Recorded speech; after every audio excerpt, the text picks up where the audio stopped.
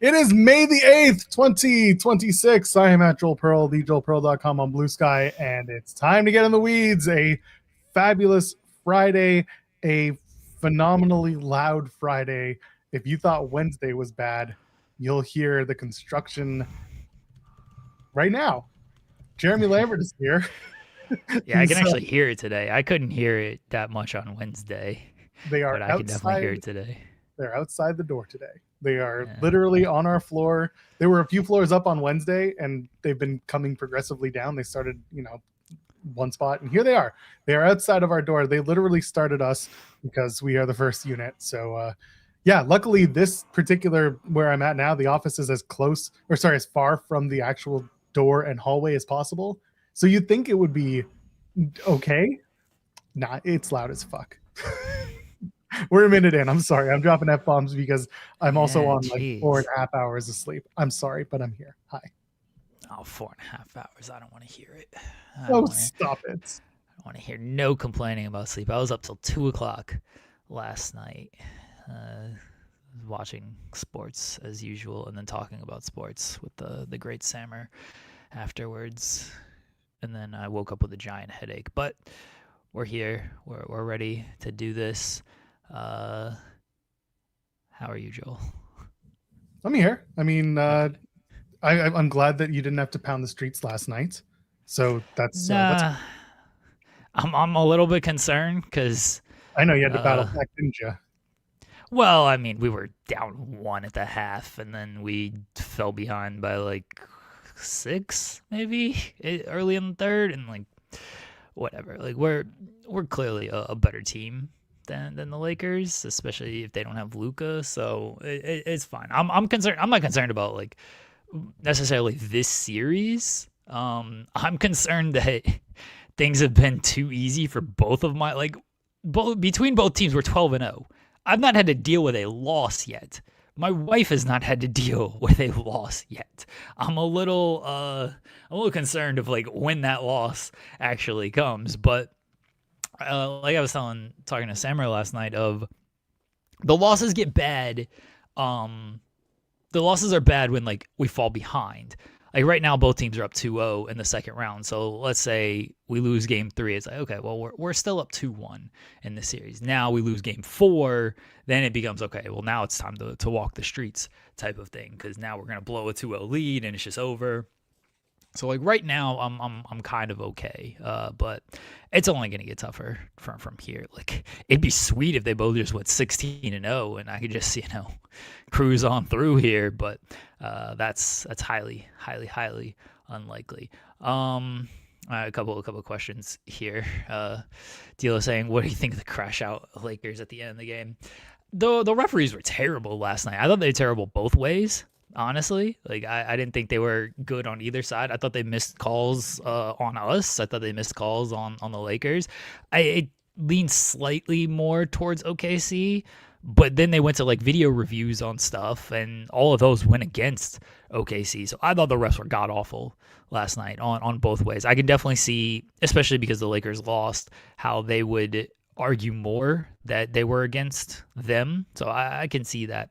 Do you need to like pull the officials aside and have a powwow with them after the game? I don't know. That seems a little excessive, but whatever. They got to try to do something. I mean, they're getting that ass beat right now, so they got to try to do something to swing things back.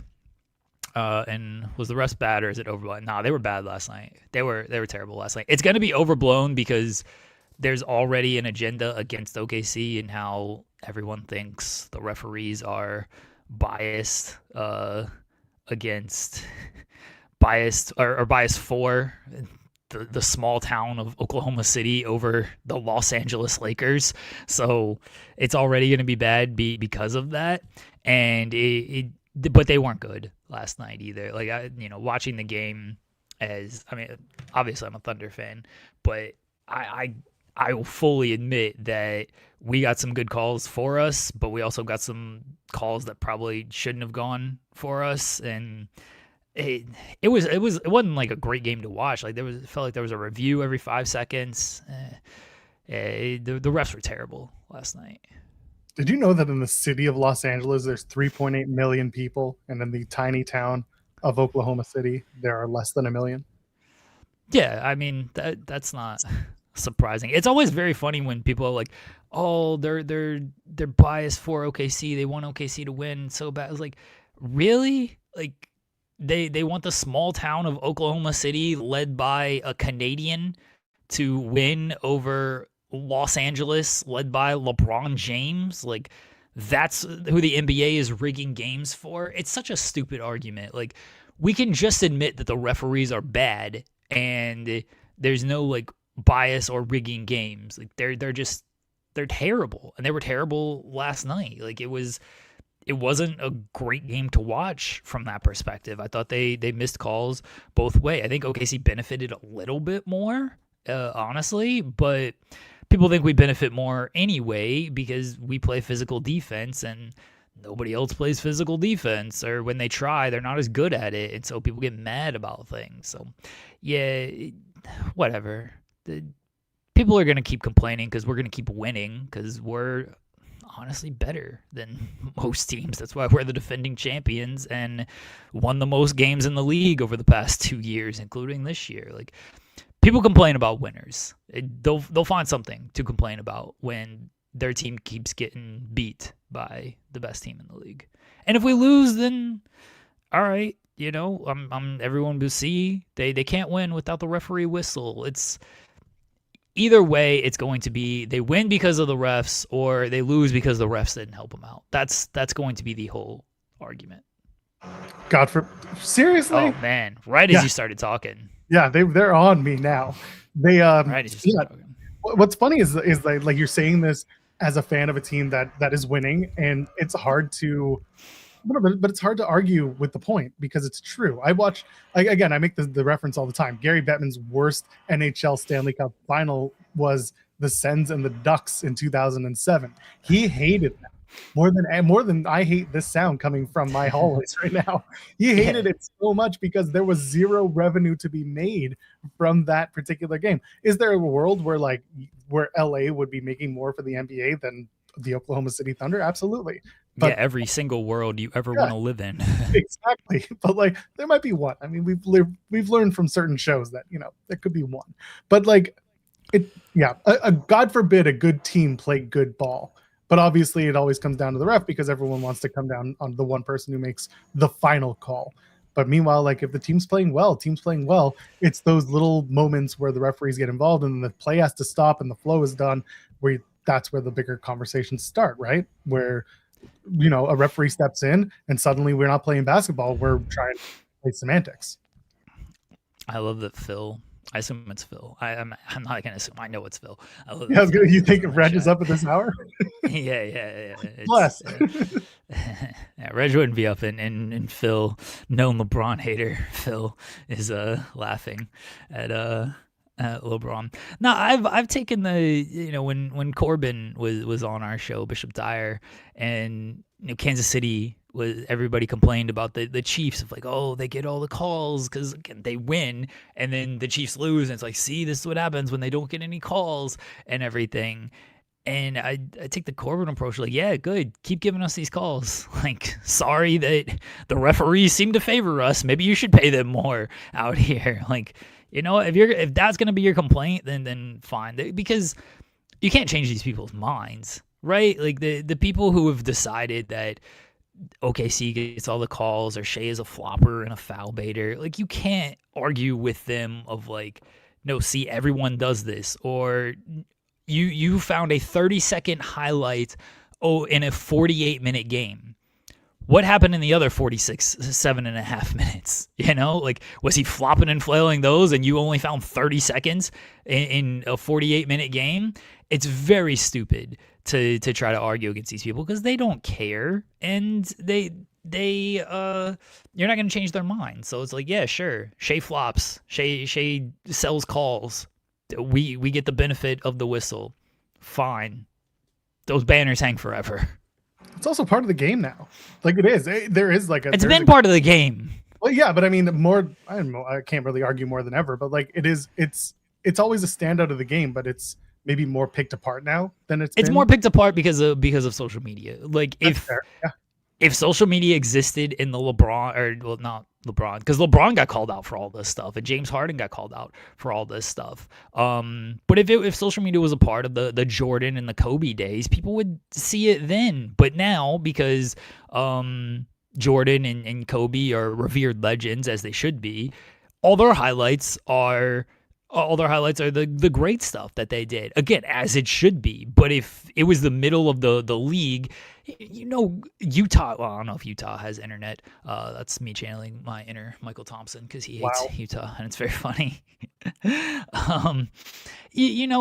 Other teams, fan bases would be like, look at Jordan, he gets all these foul calls, he's not really that, look at all this push off that Jordan does.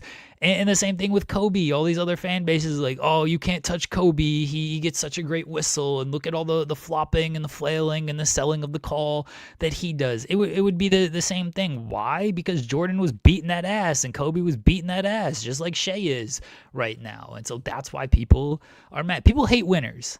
It's people hate on winners when it's not their team, which, fair. I hate on the teams that win as well. I want my team to win, so I get it. But I can also respect when other teams are good in the way that they play, and not go after the refs after every single game. Like, sometimes you lost by 18. Ain't like it was one call that changed the game, and it's like, oh man, this is why we lost the game. Now, sometimes it is. Sometimes you can point to that and be like, if that call went our way, it would have completely changed the game. But not when you lose by 18. Nothing's gonna really change the way that it matters. Yeah, as Phil says, the Lakers never really had a chance. Like, they had a chance. They're in the series. I don't like fully saying that like they had like zero chance, because they're in the series. The Houston Rockets had no chance to win this series because they're not actually playing the game. But the Lakers had a chance. They could have, I don't know, somehow pulled this off, but it was a very small chance. Like, we're a better team than them, and especially if they don't have Luka. And I mean, even if they did have Luka, people would still favor OKC. But they got to find something to complain about. That's really what it comes down to. But it's fine. We'll continue to win these games, hopefully, and we'll move on, and that'll be that. It'll be really funny when Ric Flair blames the Lakers' defeat. Oh, who did he blame last night? Because he was like, oh, I'm riding with LeBron. Didn't he do it with Luka again? He called out Luka before the game.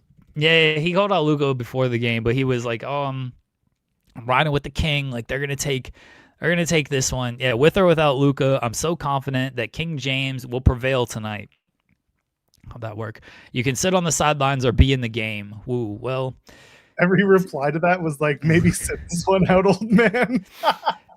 You can ride with LeBron. That's fine. I think LeBron's been great this series. Don't get me wrong. Like, he's been the Lakers' best player by far, honestly. Like, Austin Reeves didn't show up in game one. Reeves was good last night. But LeBron's been really good this series. We're a better overall team. I mean, we got a guy who didn't play at all in the first round, dropping 15 off the bench and changing the momentum of the game. Like, Shea hasn't even played well. And, Shea hadn't even played well in the first two games, but it doesn't matter because our team is just better than their team. So is what it is.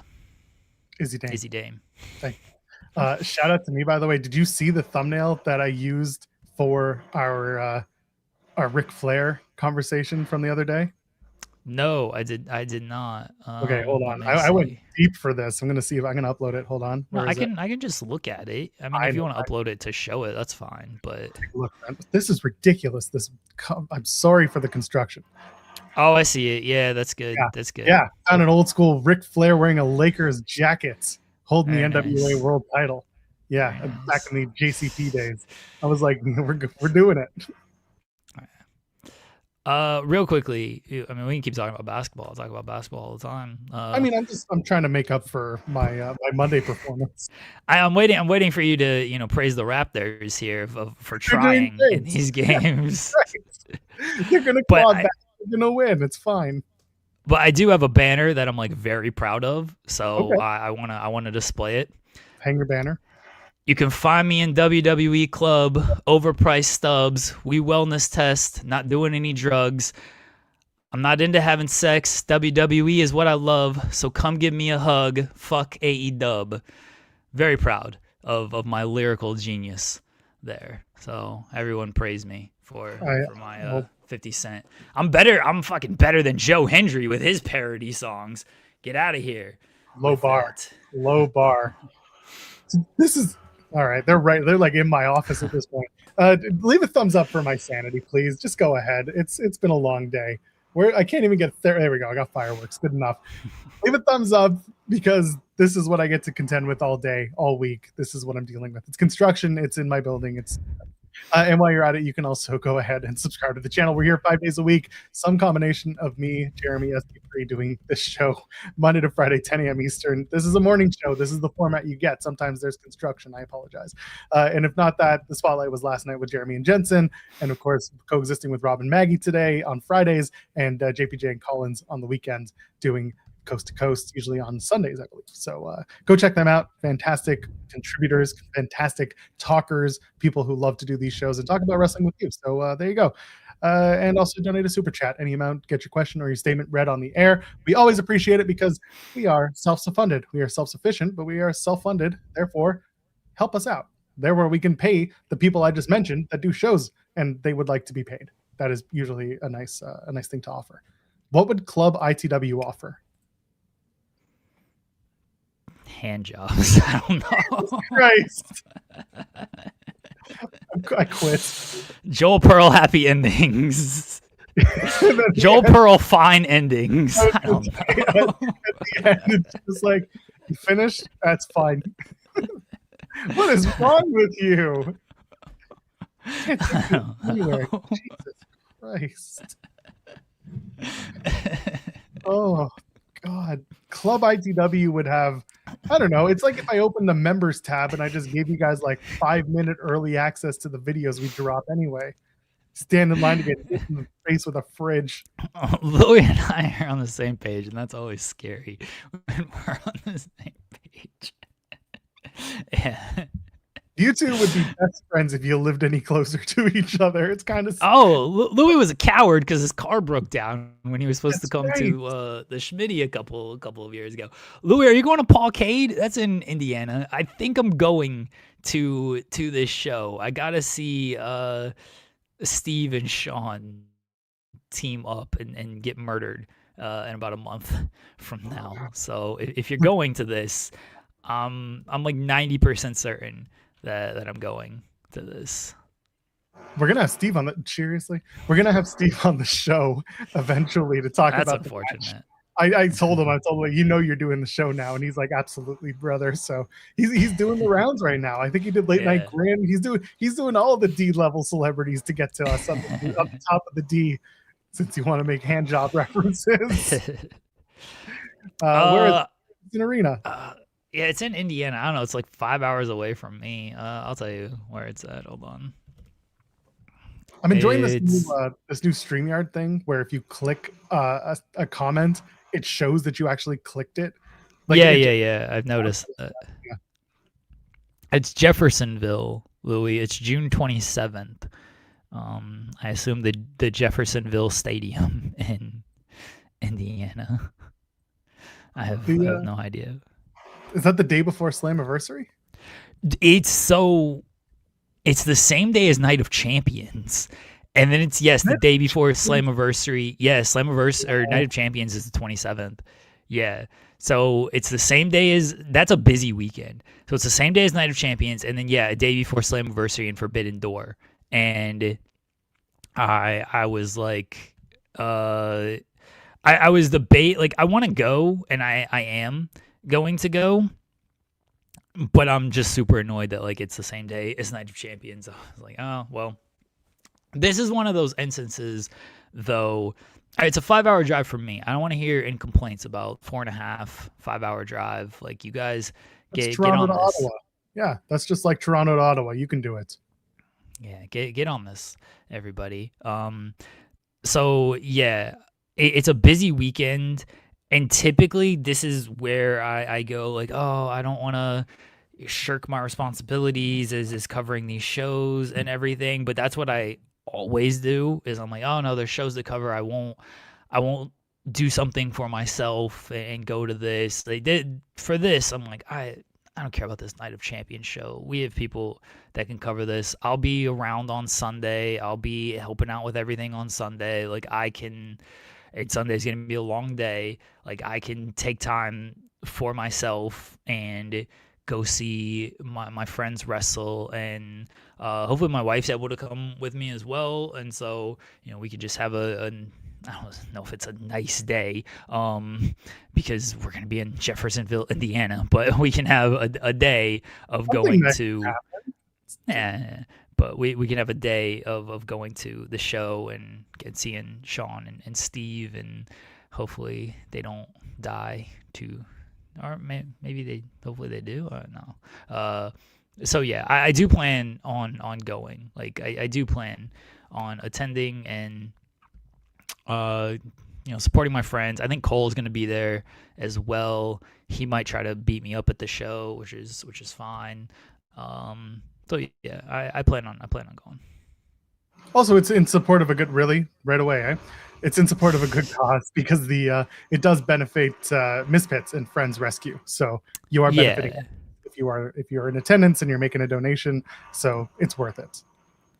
Yeah, it's a good cause, and again, I wanna support my friends when it comes to that. And Sean and Steve teaming is such an absurd thing to me that I feel like I kind of got to be there. It's perfect. It's Twitter friends turned enemies turned friends again. Let's go. And it's not too far of a drive. If it got into like 8-hour territory, I'd be like, ooh, that's a little much. But 5 hours, it starts at 4 as well. It's not even like it's gonna be like a super late night, so the show should end by 7. So that puts us home at 12, 1 o'clock, give or take. We gotta get food. We'll probably hang out a little afterwards with everybody, but it doesn't put us home too late to where if the show started at 7 and didn't end until 10, then we're not home until like 5 in the morning or something like that. So yeah, it's not terrible. Like it's definitely something that is doable and I would like to do, and I'm like 90% sure that I'm gonna end up going, and hopefully we can make it work to where my lovely wife is able to go as well. And if not, there's a couple of hotels in the neighborhood that you could stay at. Nah, I'm not even worried about like that because if we're leaving by 8-9 o'clock, like a 5-hour drive from there is completely fine. When I went to the Schmitty, I don't think I got home until 3 or 4. That was 2 years ago. I'm a little bit more washed now. But same with like when we went to AEW in Pittsburgh. Pittsburgh's only like an hour and a half drive, but we hung out after the show with people, and we didn't get home until like 5 o'clock. And when I've gone to like concerts, like when we went to Kendrick, that was in Detroit. Detroit's a good 4 or 5 hour drive, and that didn't let out until 10, 11 o'clock. So no, I'm not worried about a hotel at all. Like I'll be fine to drive that, especially considering the show doesn't start, or the show starts at 4. It's a very early thing, so I'm not worried about that at all. Just announced NWA Reign of Thrill in Chicago, May 9th. It's gonna be champion Silas Mason taking on Effie for the world title. Oh, Effie's working NWA. Effie said, he did announce he was working NWA, and this is the show. So he's got a world title match. They should put the belt on Effie. They should. Could you imagine world champion Effie dealing with the ins and outs of the National Wrestling Alliance? Let's go. If you thought 275,000 alleged viewers on their Comet debut was big, just imagine Effie on a Sinclair net. Nope, never mind. We're done. Yeah, Effie would get them. It wasn't like technically the debut though, because the debut was May 1st, and this was the May 2nd episode. It was the Saturday debut, but I want to at least clarify that it wasn't technically the debut show. Valid point to make. But regardless, Effie's gonna be there. And someone's saying, wait, Sinclair let Effie on the network? No, this one's being recorded. That doesn't mean that they're going to show it. Yeah, this one's not being aired until like 20 years later. Yeah, 20 years from now, when Yeah. Sinclair sells to, I don't know, the Out TV network. This is NWA Chicago. I don't know if this is like NWA like national. I don't know how the territories work with the NWA. I don't think they know either at this point. Yeah, fair. But like he's got his dates up, and so he's doing May 9th is NWA Chicago, like you said. So it's the actual like NWA Chicago territory, but he's working NWA proper on June the 6th. Okay, all right. So he's actually doing NWA bookings. So hey, you know what? Listen, we've had NWA people on the show, and they speak. Obviously, they should, because they are typically signed. Bury NWA when they're signed to them. Yeah, but like also they see the value of working NWA, and I understand. We talk about it here. A place to work is a place to work, and as long as everyone there is there to work and not be a detriment to the product, then like that's fine. Whether or not the show is good, that's a whole other conversation. I mean, I covered TNA for Christ's sake, and people feel how they feel, but it's a place to work and allegedly get paid for your work. So, got to get paid in this business. Yeah. I mean, 275,000 people. I mean, it wasn't 275,000 people. It was 275,000 households, which I don't know what that means, but I guess that means more people, right? Because you would think more than one person lives in the house. No, so. I would like to think that is one person, one lonely person watching the NWA in each house. That actually checks out. Just like there's no other way to explain it. It's just it was Louis 275,000 times. Louis just bought a bunch of Nielsen boxes. Gray market. I bought this from a guy in El Paso, and he just said, "Watch the NWA with it." Do they make like bootleg Nielsen boxes or something that help juice the numbers? Like, I feel like they would, right? Like, I feel like they that has to be some type of a thing. Louis bought a Chinese bot farm to burn their viewers. I was gonna say, was it you, Louis? Louis won't confirm or deny. He went to every Best Buy to put NWA on. Who told that story? Rhino told the story. Rhino, yeah. Rhino used to go to the Best Buy and put wrestling on all the televisions. He's like, I'm helping the ratings, brother. Amazing. It's funny because like when we were kids and we didn't really understand it, that's what we thought we had to do, right? Like support the shows by turning it on and just like letting it play. And once upon a time, like we talked about it doing when we support small creators, you would talk about having a playlist that you would make, and you would just go to sleep with it running low all night while you slept. This is before you met your wife and everything, before you moved. And I'll never forget, you would talk to us and be like, listen, if you got shows, just send them to me. You put them in a playlist and just let them, play overnight on the laptop. And like, I remember these things, but it was just funny. You said it. Can't tell you when, but you said it. I know. No, that is something I did. So like, I know it's true. I just don't remember saying it. Then that works. But no, going to your local Best Buy, which honestly doesn't even have cable on their TVs anymore, and trying to put the shows on, it doesn't do anything. Sorry, folks. Yeah. Me trying to kick these people off my floor. That might be a thing. Seriously, it feels like they're fight them. Go take your phone up there and fight them. Like that's good content. I don't have anything to physically fight them with. I got a hammer and a wrench. You got hands, don't you? Not good ones. True. A lot of things on me are aching these days, so I don't know how much further I can go. Oh, gonna have an MRI in a few months at this rate. Anyway, what should we do? Should we get TNA talk out of the way? No, we shouldn't talk about TNA at all. That sounds dumb. Actually, you mentioned the busy weekend that is, because we got into to Night of Champions and Pocket and all that. Slamversary got moved to 3 p.m. So once again, my power on full display, because immediately when they announced the Forbidden Door show, I said TNA should move Slamversary to the afternoon. Thank you for coming to my TED Talk. And baby, yesterday they did it. It's a 3 p.m. start. I'm more than happy about that. And it means I can do my post show, and then I can watch Forbidden Door, at least as much of it as I want, and then not have to worry about it until Monday. Hooray. Our Our TNA, TNA cowards. Yes, and it's Joel's fault. I Those mean, are your only two they're options. both the same answer, right? Well, yeah, but I just want to see how many people blame you instead of just TNA are cowards. That's all. I know our chat. We know what they're going to do. Why are you trying to make the? Oh, okay. Thank you, Grace. Yeah, see, look at this. See, people are voting one. See? So basically, if it's me or TNA, people hate TNA more. Just put Yeah, it out. people dislike TNA more than you. You should feel good about that, I right? feel very good about that. The bar's in hell, but at least I'm not. And then now everyone's going to change their votes over because as they should. And that's so Scott's saying people in Boston will love that. And like I keep saying, if TNA wants to pretend that they're this like family-friendly product, well, guess what? Families ain't gonna want to bring their kids to a show at 7:00. You can go at 3, and you can bring your kids. And whatever? Is there a Red Sox game that day? Probably. Who cares? It's at the Agganis Arena. They're 45 minutes away from Boston. Is it that far? What's the day? June 28th? 28th, yeah. Ooh, it's against the Yankees. Y'all weren't gonna get tickets anyway.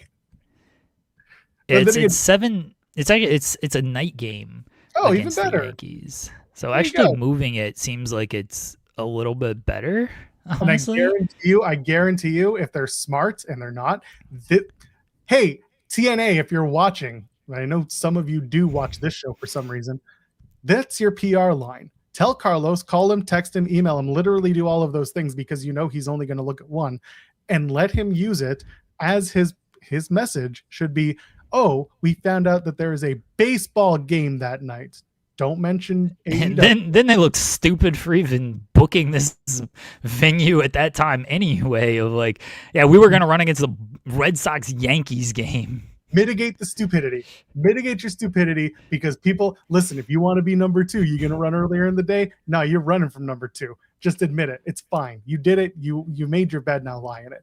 3 p.m. is a great time to start for me. It's an afternoon show. I get to do my post show. I don't have to worry about clashing with Forbidden Door, which would have been not even arguably, it would have been the bigger show regardless, because even if AEW was in a shit streak and they weren't booking very well, you're still bringing in New Japan talent, CMLL talent, Stardom talent, ROH talent, which I know are basically one and the same, but like you still are bringing in outside talent from your regular roster, which in and of itself tends to lead to a pretty fun exposure and bunch of matches. So good on TNA for actually doing the right thing, which is literally once again cowards. The bare minimum. For being cowards. That's what it really is. Carlos is going to come out and just be like, oh, sometimes to be number 2, you got to crack a few eggs. And then no one at Busted Open is going to ask a follow-up to that one. Is that his line? No, but it's about to be, knowing them. Someone last night on the post show was like, who does his messaging? Who does Carlos's messaging? It took everything in my power not to say anything. Oh, yeah. I was like, there are people. They got a team. I don't know why they thought running in Boston against the Yankees game was a good idea anyway. They weren't looking at that. The people who are looking probably should have. Well, they should, but they don't. How far is Boston from the Agganis Arena? Because it's on the University. I think it's I don't know. It was Lowell that I was thinking of. Yeah, because they're running Lowell, right? That's 45. They're running a Agganis Arena. Yeah, that's in Agganis Arena to Fenway Park. Yeah, let's look that up. It's 9 minutes, Joel. They are right across the street. Yeah.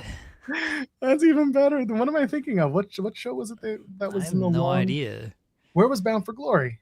I don't know. What a coincidence. That Songa Center. They were running Songas. That was in Lowell. Okay. Yeah, Agganis Arena is 9 minutes. So they were really stupid to put that in the evening. Like, this actually works out way better for them. They should be thanking AEW. They should be sending Tony a gift card for trucker hats or something. Fruit basket. You know? This is way better. Be like, yeah, you can come to TNA and then the show will be out and you can walk on over to Fenway and go to the Yankees Red Sox game. Like, I think this works out way better for them. They were dumb as hell for trying to run this the same evening as a Red Sox game, because not only would traffic would have been a bitch, I'm sure, and you would have been running against Like I know people in the chat who are, I think Scott and Jules are both Boston fans. I know they're saying the Red Sox suck, like fair, but like I feel like Yankees Red Sox are still drawing no matter how bad teams are. Like I feel like you're still gonna get a good number of people for those games, even if the Red Sox are bad. I could be wrong. I mean, maybe they don't show up in support, but it feels like if they're gonna show up to one, if they're gonna show up to like one game, it would be a Yankees game against the Red Sox. Yeah, exactly. So listen, good on TNA. They did one good thing, the bare minimum, but they did it. Henry's saying, yeah, the game will probably sell out. Good for them. Sure. Yankees are top of the AL, and there you go. So, Ryan saying, tweeted Carlos Silva. Absolutely. No. Carlos allegedly knows who I am, but that's unfortunate. I'm not doing anything about that. There are a lot of things I'm just not doing anything about. I saw an interview with Macklin and Deanna about the tunnels to tower show they're doing, the Battle for the Brave, and where is it? Okay, here's the quote, and I want everyone to hear, especially at the end of this. Talking about TNA, Macklin says this: "It's a place where you can grow, and it's a place that's kind of that locker room that everyone has always been looking for, and it's that family orientation." And it's said a lot in the pro wrestling world but it's very family oriented, where we all take care of each other, no matter how good or bad the creative is or the upper echelon is. The locker room always takes care of the locker room. They're the ones that make bad creative look like it's good creative on television. I mean, they're never coming back. Nah. Hopefully he's back soon. I mean, I want to see him working. I want to see him doing what he does best. I just read that and I was just like, amazing. Beating you up. Well, just amazing. Anyway, beating me up. People try to got Ryan over here trying to get him to get booked in Canada to beat me up. As he should. Oh no, I don't deserve this. I'm a perfectly nice human being. Debatable. Yeah, you're right. I'm a dick. They should send him a cheese board. Send Tony Khan a cheese board. It's probably the best they can afford. Who would win a fight between Tony Khan and Carlos Silva? The fans. You know what, Tony? You think Tony could take him? I think Tony can take him. I think there's Tony would do that crazy shit. Tony would just go nuts. They'd flail and it'd be ugly. How many cups of coffee is Tony in by the time the fight happens? 7, but the 8th went in Carlos Silva's face to start the fight. TK's got the golf club. No. They don't get any weapons. It's just straight up scrap. You know, you don't get any weapons on this. This. Yeah, I want to see that. Tony feels wiry. It's a Replacements reference. He feels wiry out there. I feel like, I don't know about Carlos. I don't know if Carlos can throw hands like that. We'll get Tony on and ask him, like, could you beat up Carlos Silva? Wasn't it Butters versus Tweak? That was the matchup. Tweak versus Craig. Craig, that's right. Craig. Yeah. Tweak would win, and in this case, TK would win. Sorry, sometimes I think of TK. Carlos Silva's got to watch Red Racer, so he can't make the fight. Much better than Red Racer. I've seen that episode too much. Tony would never hit a man using a banjo. Jesus. Tony will use that glass water bottle, the Spring Mountain, whatever he drinks from.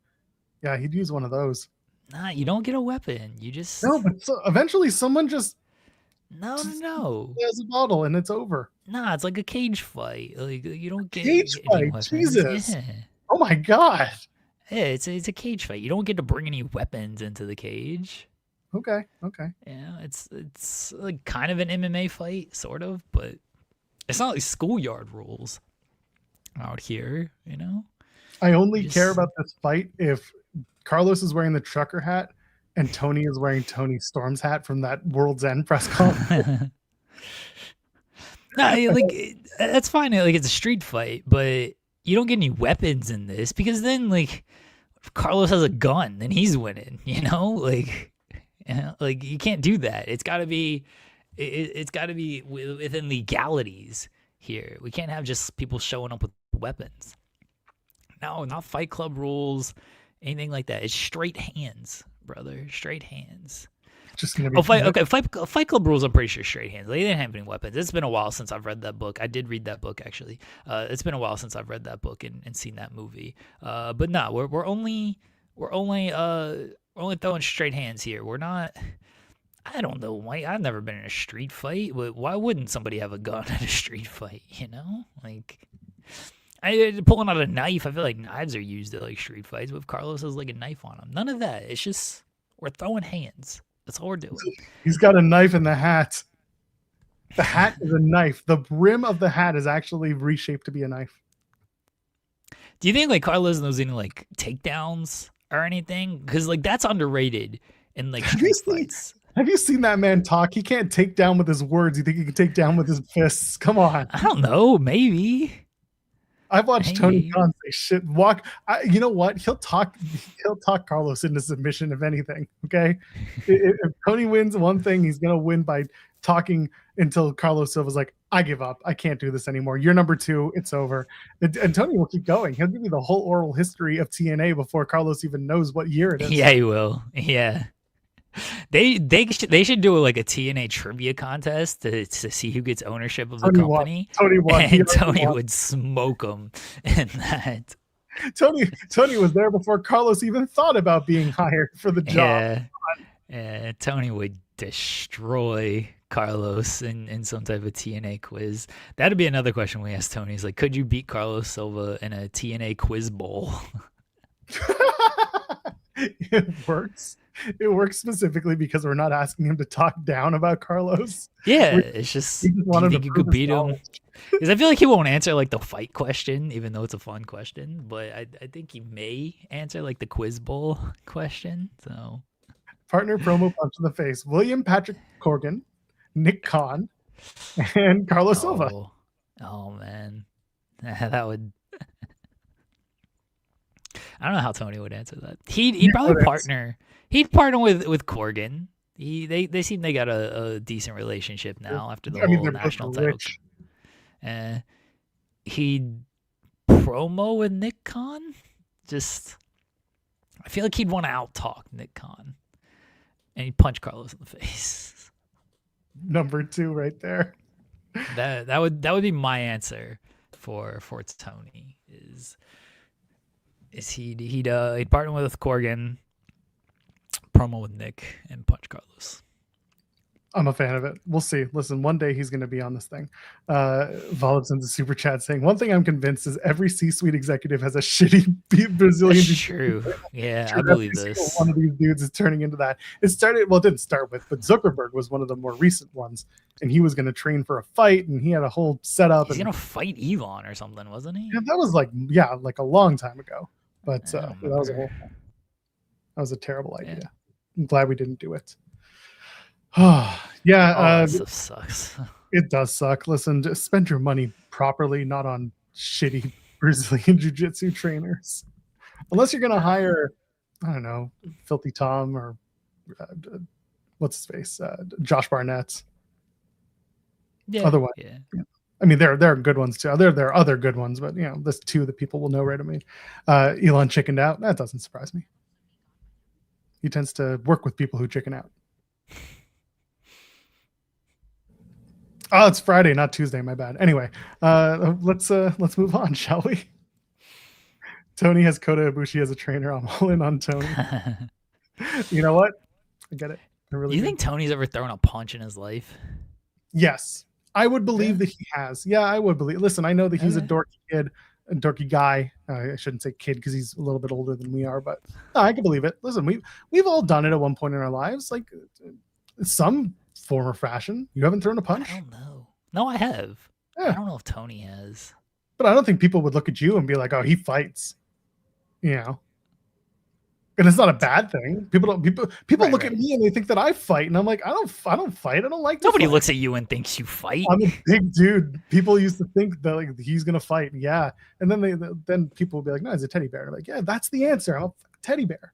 But people, they sometimes be like, he fights. What? No, I don't. I don't believe that. What do you mean Jeremy's a killer? Listen, I've been in one. I've told this story before, but we have new people listening. It's been a while. I think I told this on Tag Talk, which shows how long ago it's been. I've gotten into one fight in my life, and I won. But my mom had to pull me off of this kid. I've gotten into one fight in my life. I was in high school, and we were just like playing around, and it went a little bit too far, and we started like actually scrapping, and I took him down, and I was just on top, and I was punching him, and then my mom had to come over, and my other friend had to come over and like pull me off, and my mom was like, I thought you were gonna kill him. I was like, I don't even know what happened, but like I just like blacked out, and just I legitimately have no idea like what happened when this happened, but because we're just fucking around, like we were friends, and then just got too far, and so I started just actually hitting him, and my mom had to apparently save the kid. We never talked again after that. I wonder why.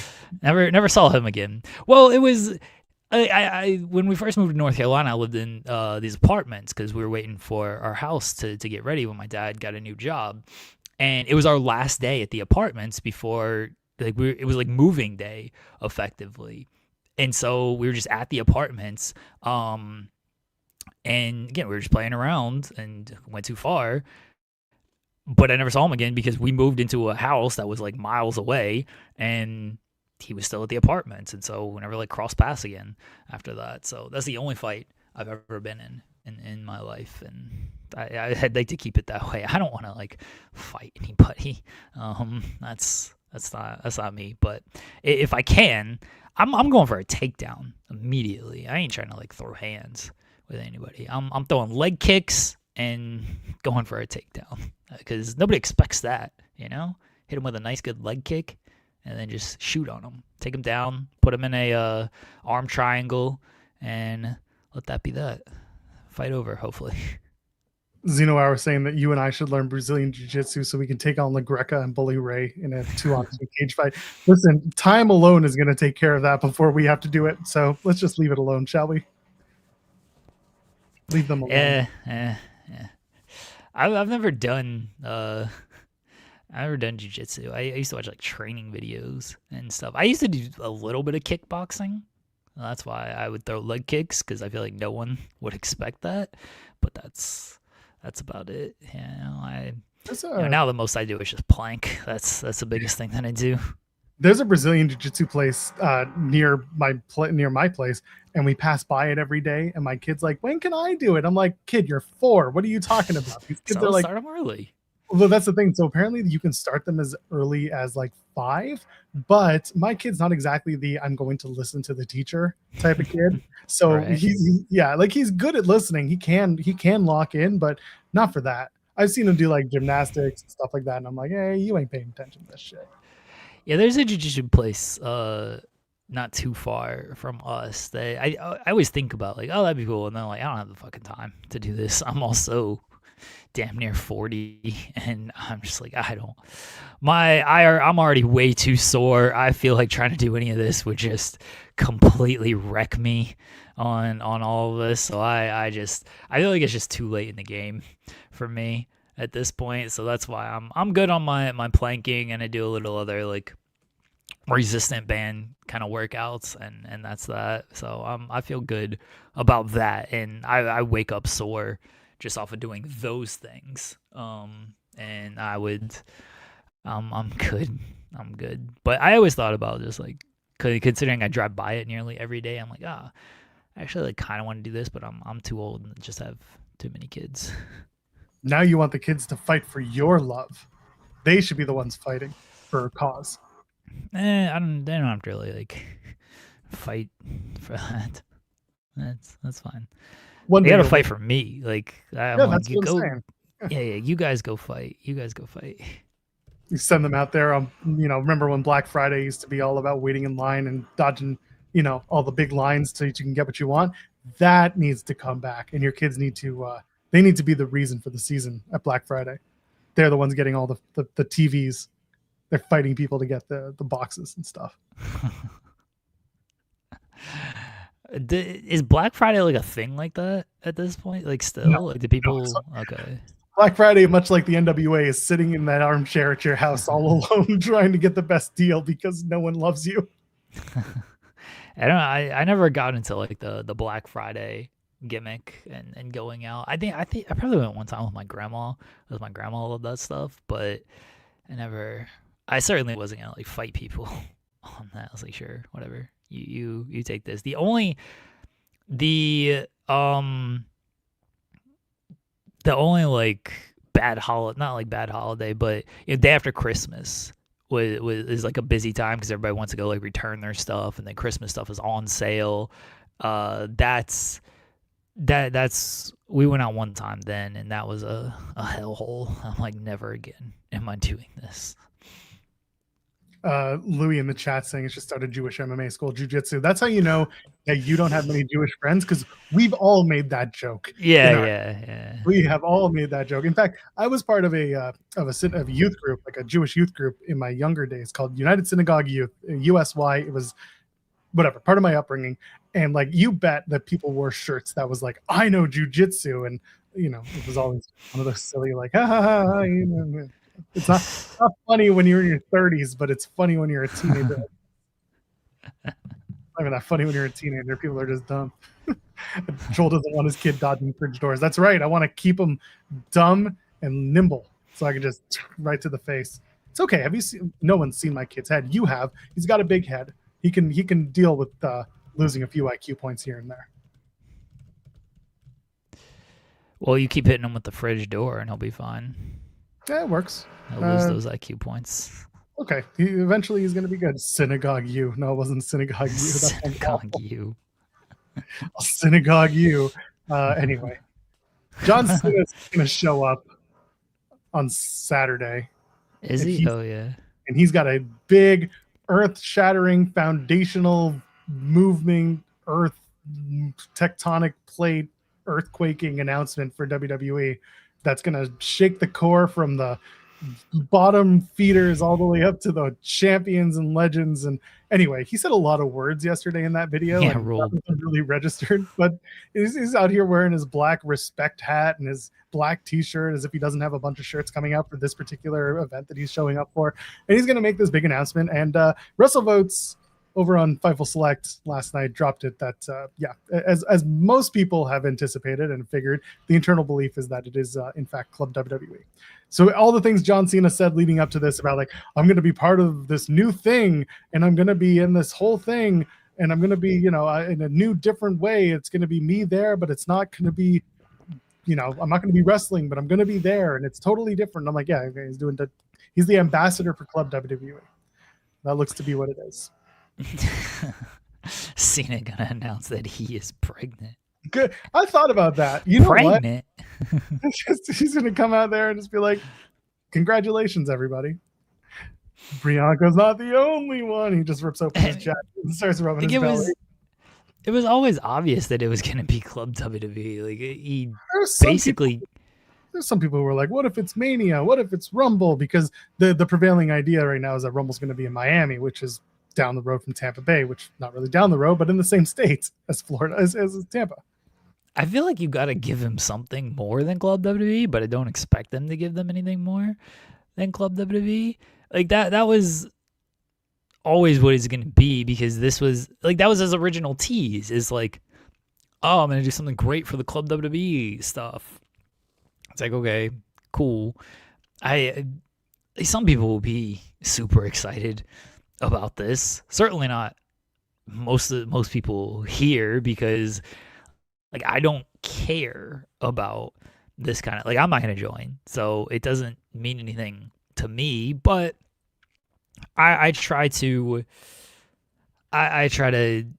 bigger picture this stuff, in that there are going to be a lot of people who do love this stuff. They love feeling like they're part of something bigger. They love getting like rewards and discounts, and feeling part of the WWE family and all of that stuff. So it's for somebody, and it's going to sell really well. Now you can feel how you feel about that, of like, we're going to charge who knows how much, $150 for Club, and then cut wrestlers and ask them to take pay cuts and everything. And I completely agree with that. Like, I don't love the framing of it's gonna shake the WWE core to it's gonna shake WWE to its core. Like, I don't love that kind of stuff because I think most people just want a good television show and they don't want to feel like they are just continuing to be gouged by prices and exclusive kind of stuff. Like, obviously there's an audience for that. They continue to sell this stuff. It continues to sell really well. So there is an audience for that. But the bigger audience just wants to watch a good television show, and then that's what they care about. So announcing something, it goes back to remember when AEW socials, this was very early in their run, teased like, oh, we got like a big announcement and so, and then they announced like a date for Florida, and Tony was like, maybe we shouldn't promote this as like some huge announcement, and then 49 other states aren't able to really benefit from this. Like, that's what this feels like, is hey, we got this. Yeah, like, we got this big announcement, and it's gonna completely change how you view WWE and stuff. And it's like, 90% of our audience isn't gonna be benefited from this. So let's do something that actually does benefit. I do wonder if, obviously, the Club WWE thing is going to be a thing. I wonder if there is almost, sir, there's a second announcement, and it's like the draft. Or something like that, because they haven't done a draft in a while. At least it feels like a while. So I could see them doing something like that on top of Club WWE. I'm probably being too optimistic and giving WWE too much of the benefit here, which is stupid of me. The last draft was in 2023, so it's been a few years. Yeah, it's been a while. Yeah, although they did one in 2024, where did people. They? Yeah, that was the Dijak moved up and he was on his phone. Okay. Yeah, it was that one. So okay, sure.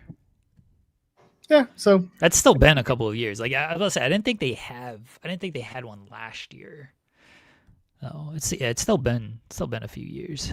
People love the draft. People ask about the draft. It could be that. I mean, I personally don't care, because right now everybody shows up on any show that they want, which normally means that they're getting closer to triggering the draft, because it used to be that, like, they would do a really hard brand split, and then suddenly you'd have the quarterly invitational, and then you'd have the wild cards and all that, and then people would just stop caring, because we were getting to either SummerSlam or WrestleMania, and then we would just go back to doing a draft again, because there was just too much going on.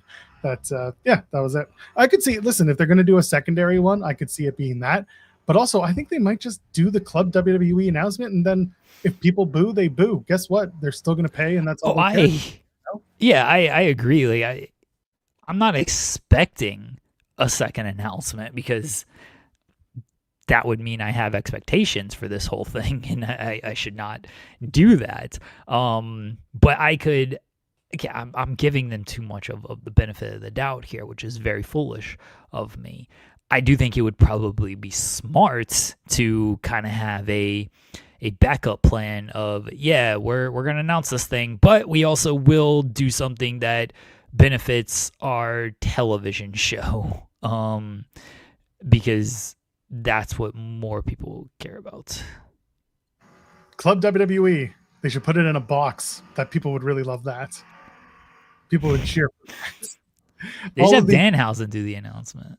I mean, you want to get it over? Absolutely. He's the guy. I hope he doesn't have to shill Club WWE. Leave that to R-Truth or something. I don't know. Andrew Baydala was kind of spitballing numbers, and his idea was 4 tiers to do like a silver, gold, platinum, and elite, which I don't know if they call it elite, but it'd be very funny if they did. But he had like $30, $49, sorry, $30, $50, $80, $100, keeping it under $100. And to me, that's still too much, but that's just me. I'm not the mark. And I saw that, who was it? Zeno Hour mentioned that they put out the video. They put out that video yesterday, and then they pulled it. That's the same video that, like, they already used. I thought. I don't feel like there's any new information. This one includes the actual benefits of the Club WWE, doesn't it? They already had the actual benefits of Club WWE. Well, that's even dumber then. Like the members only lounge and the pre-sales. Yeah. Oh, well, there you go. It's Yeah, all this was already like a thing. I thought. I mean, I could be wrong, but I feel like I wrote this when it was like first announced. I feel like it's legitimately the exact same video. I don't like until they announce pricing. That's all that like really matters is the pricing of stuff. Yeah. So Yeah, they pulled the one yesterday because they put it out yesterday and there was a typo in there and that's why they pulled it. Oh. Because they spelled benefits, they spelled it BINIFITS or something like that. I guess the new video kind of has a little bit more of like what the benefits are, but it's nothing like super specific considering it's still because the new video mentions you mentioned like the lounge and like entrances or what the fuck ever, like because the first video, which was done in April 13th, was early access to tickets, merch drops, points and rewards, community forum and bonus content and premium content and things like that. So that was the first announcement. I feel like this announcement is just kind of more of the same. There's no real specific details. I mean, at the end of the day, you know what this reads as? Benefits. It was BENIFITS. That's how they spelled it. Anyway, this reads as a rebranding of On Location with a few extra things, with a few extra steps. That's all this is to me. Because On Location, they offer a lot of the same stuff. On Location, you go to a big show and you get the separate entrance and the lanyard and maybe the superstar hospitality and you get everything. The only difference is On Location doesn't give you like flash discounts on merchandise or points. One thing that On Location does is if you are one of those people who spends a lot of money on tickets and experiences, is that they do assign you a person to your account. You do have a one-to-one conversation with people. So I don't think you're going to get that necessarily with Club WWE unless you're like the top tier of that club. But again, it's not for me. It's going to be for some people. Clearly, there's going to be people who give their money, but to me, it's just, it becomes another cash grab. And people have already started pointing out to me that the tickets for the Toronto SmackDown have all but doubled in price, which is wild. And they're still going to do pretty well with the ticket sales. Whether they sell out is whether or not they actually lower the ticket prices closer to showtime. And people keep buying this stuff. Did you see Shapiro's comments from the financials call, which was boring as hell? But we're gonna keep gouging you because we keep getting it, and basically you get used to it after a while. That mentality. Yeah, that's kind of the whole thing is like, people like have to accept the change. Like, I don't want to offend any of this. God forbid I defend the higher prices and all of the ads and everything. But from his mentality, I understand where he is coming from. And I don't have this mentality. That's probably why I'm not a billionaire.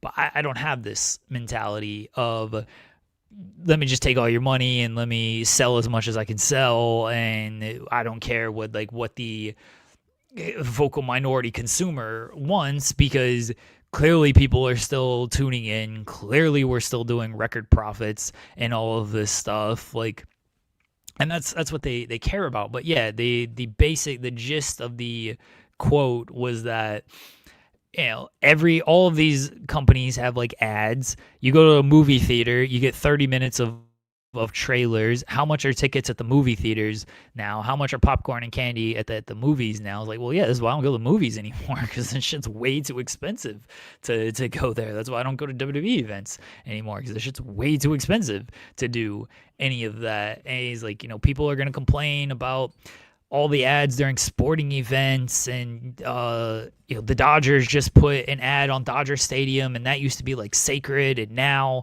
look what happened there. And like, that is unfortunately how things are just working now. And like, we don't have to like it. I certainly don't, but that, like, we see it all the time in sports, and we just kind of get used to it and accept it because we still love watching basketball, and we still, now the difference is and this is a pretty big difference. When you're watching basketball and stuff, the NBA is still the NBA. Like, no offense to Euro League, or I'll use the NFL. It's a little bit better of an example. No offense to like the Canadian Football League and the AFL and stuff. Like, we know those aren't the best players. Like, we know that the guy in the AFL isn't going to be able to cut it or the UFL or whatever FL there's out there, the XFL.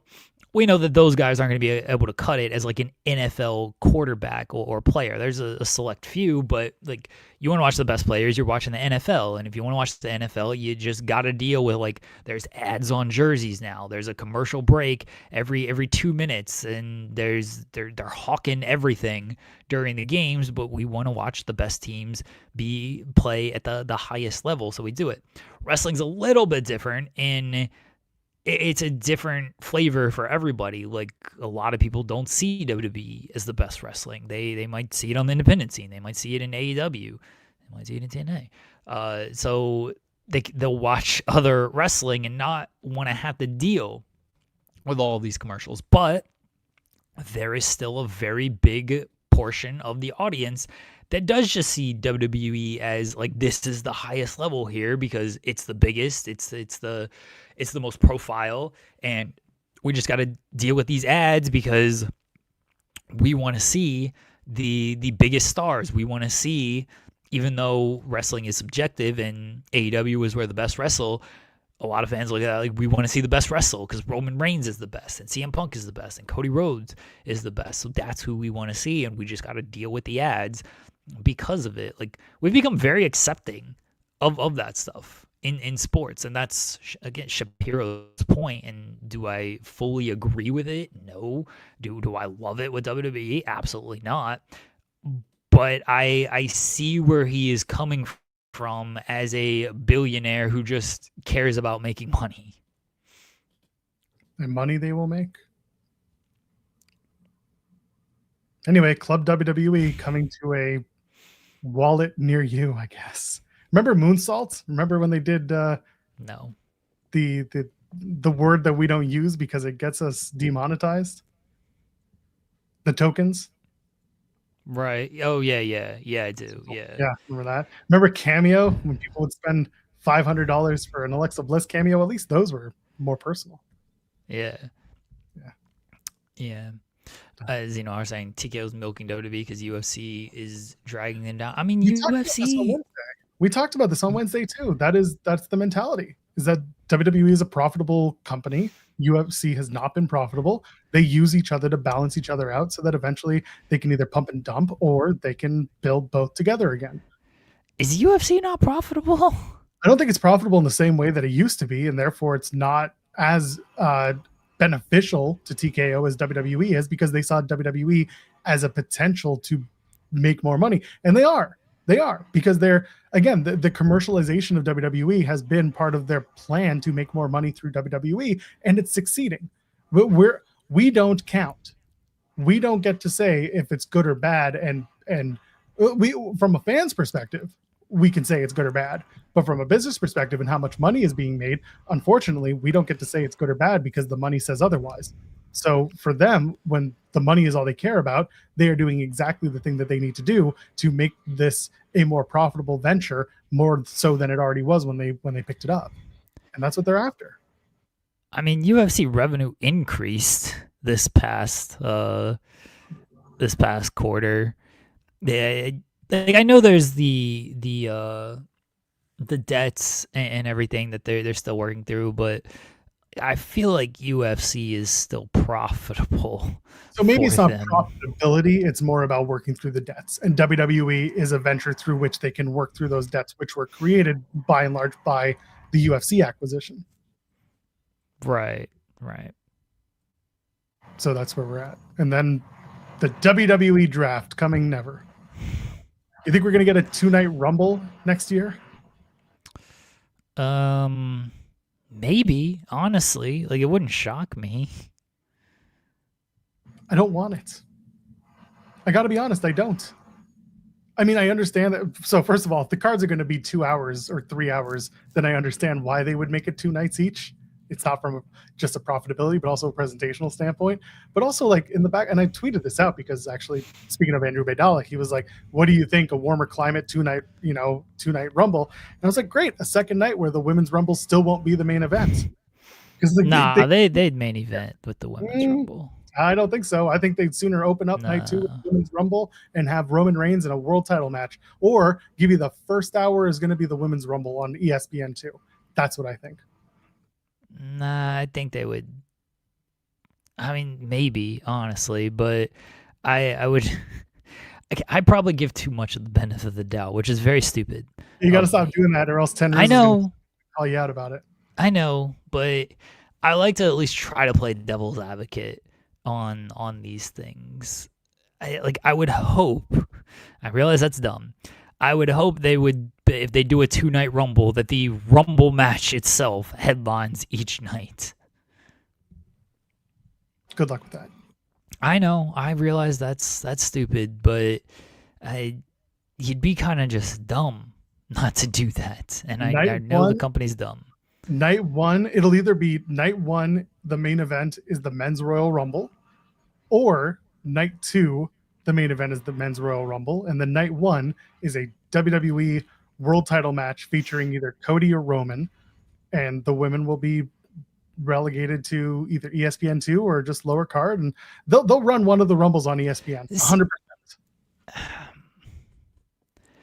But if you look at this year, like none of those matches were headlining over what the Rumble was, because Punk didn't compete. He didn't defend the title at the Rumble.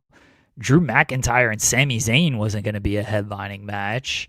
Like this year, I mean, unless they did just have a Punk title defense, but I think then I would hope, because Punk wasn't going to defend against anybody. He was going to defend against like Jey Uso or some shit.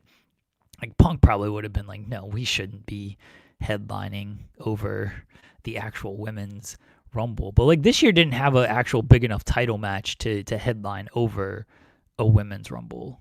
I don't know if they would do a Rumble on the ESPN, because you only got an hour, and when you factor in everything that goes into that, those are over an hour. So I don't know if they would actually be able to put that on ESPN. I think they'd find a way just to bleed it over. Or the Rumble's not actually an hour. But shocking, the Rumble's not actually an hour. Do 30-second intervals for everybody? They'd love to. Are you kidding me? Listen, for us who love to get in and out of these shows, that wouldn't surprise me. Yeah. I realize I'm probably foolish in thinking that they'll headline, but like they should headline. Again, that doesn't mean that they will, but obviously they should. They should, 100%. But yeah, I don't know. Yeah, ESPN would want a 2-night Rumble. Like we know this. This was always in the docket. There was always talk about doing 2 nights on the flagship shows. WrestleMania became 2 nights. SummerSlam is now 2 nights. Makes sense that the Rumble would become 2 nights. Money in the Bank will become 2 nights before you know it. The only one that we've talked about shouldn't ever go 2 nights is Survivor Series, because that's just it's not important enough of a show to do 2 nights. 2-night War Games. That's the last 2-night War Games. I guess, but you got to make War Games actually matter for once, which they haven't done in a very long time. I don't think they care about that. Do I want all these events to be 2 nights? Absolutely not. I don't want them to be 1 night, much less 2. I would feel better as a WWE fan if they were 2 nights, though, because like I'm looking at this stuff now, and you feel like you get ripped off as a WWE fan with this ESPN app, because look at the show this weekend. You're getting 3 matches for $30 if you're a WWE fan. That's it. 3 matches. You're paying $10 per match, effectively. And I guess John Cena's announcement. Like, that's way too... Again, you're getting screwed on that, especially when AEW is $40 and you're getting 100 matches and you're getting a 5-hour pay-per-view and everything. Like, you're getting screwed. Now, look, I got the ESPN Unlimited thing. It's part of a bundle. As I've said many times, I'm not just using it for WWE. There's the national basketball games that are on there, the nationally televised game, every single hockey game is effectively on there. Like I can basically watch the entire Avs season on the ESPN app, not even like national games because they have all the local broadcasts and stuff. So it's basically just like having NHL Center Ice, which I used to pay like $175 for, and now it's just $30 as part of the ESPN app. They got a good library with like documentaries and stuff that I want to watch. So, and then they have other sports as well that I watch. But like if you're just a WWE fan, you're just paying $30 for the ESPN app for WWE, you're getting totally boned on that to get 3 matches a month for that whole thing. What I imagine that most people are also watching other sports and they're not just paying $30, but I don't know that for certain. There could be people out there who are just like, I just want the ESPN app to watch my WWE. It's like, man, you gotta find a VPN or something.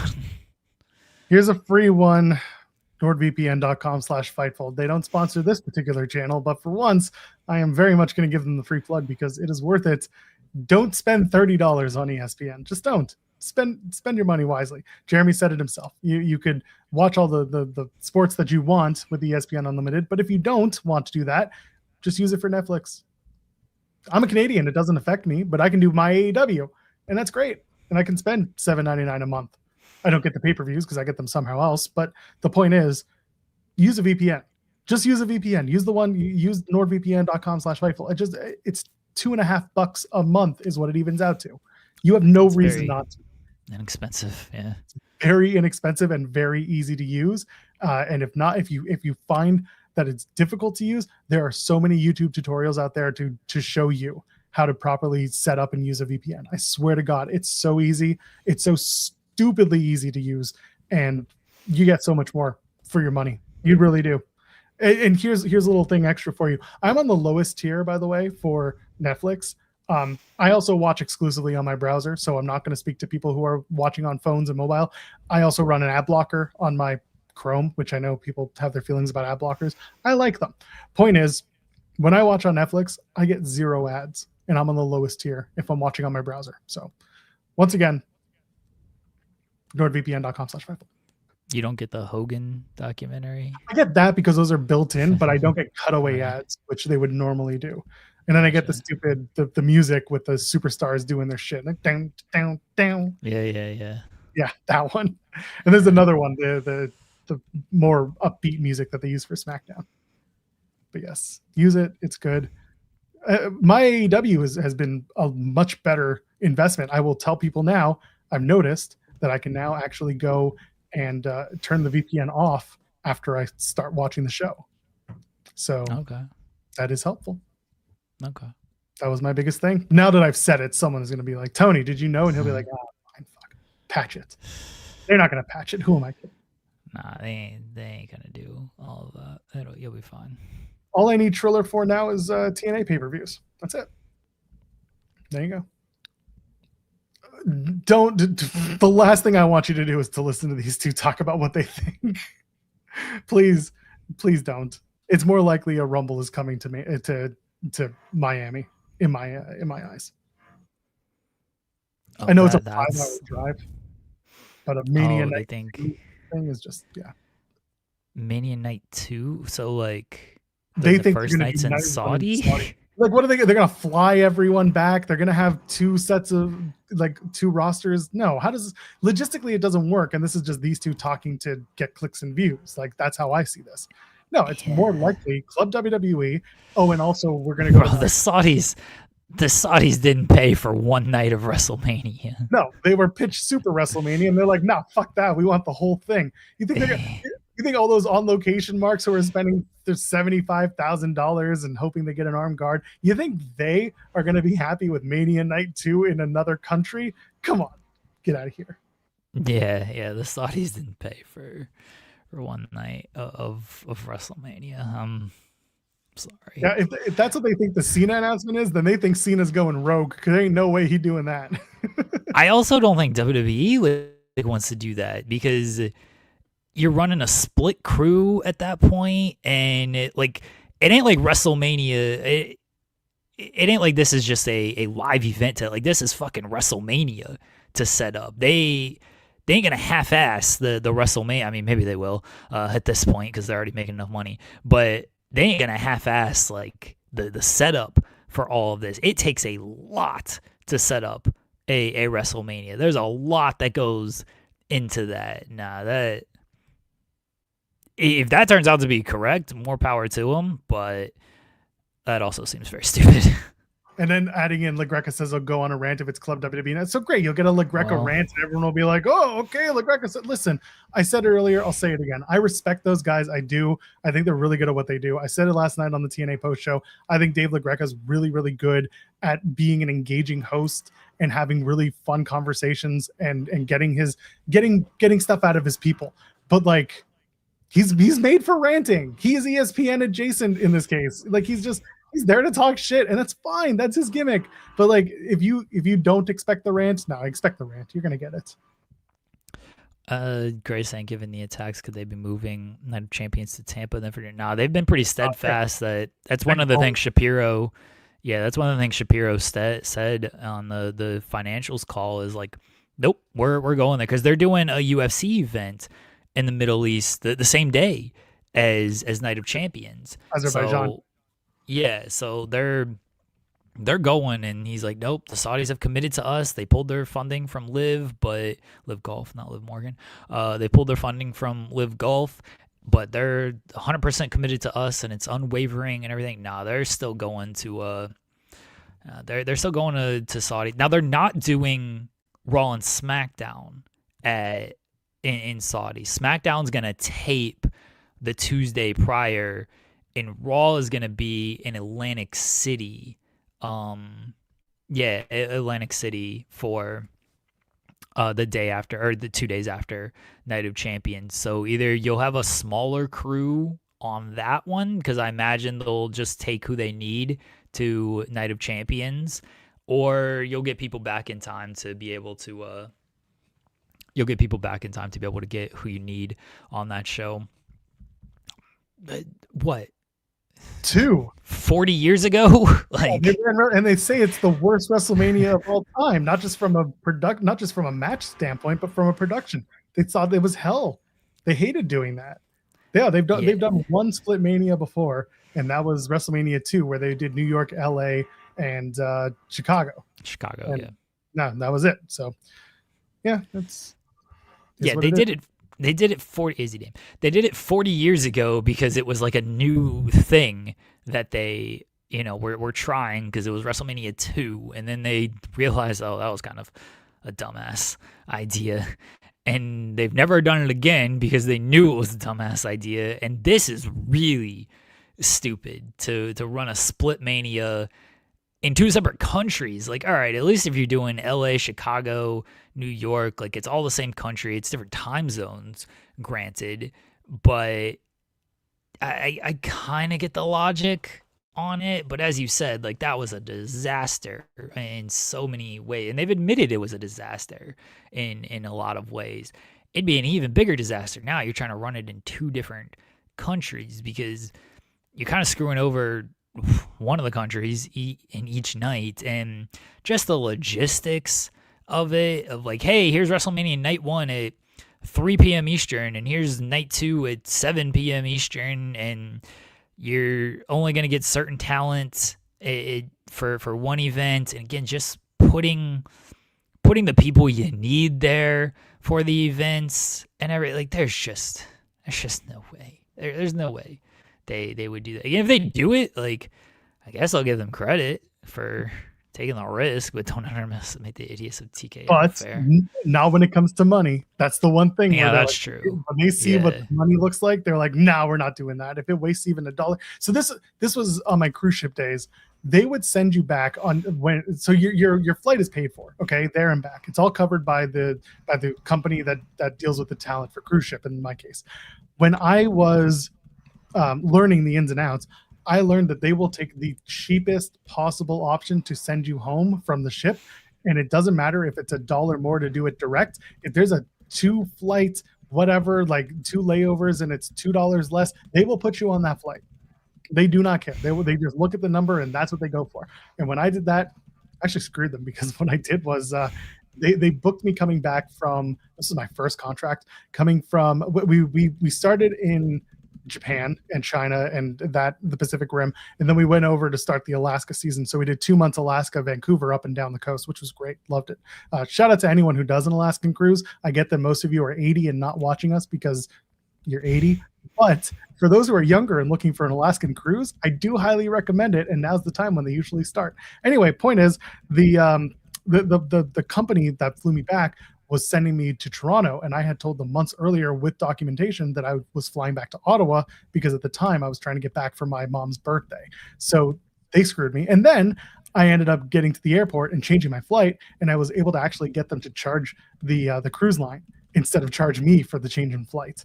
Granted, this was 2012, so it's been a long time. I don't know if you can get away with that now, but at the time, that $50 did not come out of my pocket. So shout out to cruises being the best and worst at the same time. I got home, though. I got to go spend time with my mom and all that.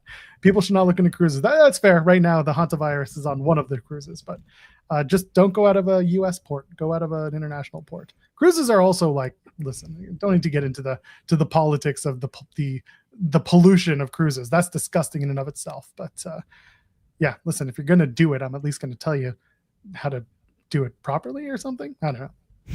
Wash your hands. Wash your hands on ships. That's the most important thing I can tell you. Wash your hands, wash your ass, and just keep clean. I know it's hard for some wrestling fans, and I'm surprised the Jericho cruise hasn't come back with hantavirus because people don't exactly bathe on those. But like, you got to do it. You got to keep clean on these things or you get really, really sick. You don't want noro. That stuff sucks. Comes out of both ends. I've never had it, but I heard about it, man. It sucks. Didn't they already only get the talent for night one? It's in the same city, though. So it's not like you got to go elsewhere to see the talent. It's the same venue, the same location. Like, yes, you only get certain talent for night one and certain talent for night two, but you don't have to travel on an 18-hour flight to, like, if you go to night one, you literally can't go to night two if it's in a different country like that. So yes, it is that way, but at least it's the same city. But if you are a platinum member, platinum elite diamond member of Club WWE, that night after night one, you can get on the plane with Paul Levesque and Paul Heyman, because of course they're going together. You can get on the private jet and you can fly right back to wherever Mania Night 2 will be. That's if you spend the Diamond Elite plus super fare of around $170,000. But it'll be worth it because you get the superstar experience. You don't get to listen to the creative meeting though. They put noise canceling headphones on you and they tape it around your head. Yeah, then they force you to go to the back of the plane. They actually make you sit in the bathroom because private planes, the bathrooms have seatbelts. So like if you're stuck, you can sit in the bathroom with the seatbelt on and it's safe enough. So that's what they do, is they actually just make you sit in the bathroom while they do the creative meetings for night two. But you get to be on the plane, so there's that. $170,000 Club WWE. Oh, okay. All right. What tier will Brock Lesnar guy, green shirt guy get? Listen, man, spend your money however you want. I don't care who you are. That's all. Just do that. Gray saying, help me plan my train ride to Montreal in July. Get in.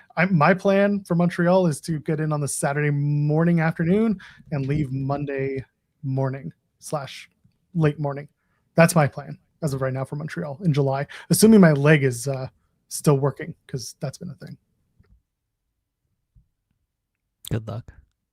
Thanks for that. Real quick, because I do have to do at least a little bit of TNA talk. I know. Oh, God.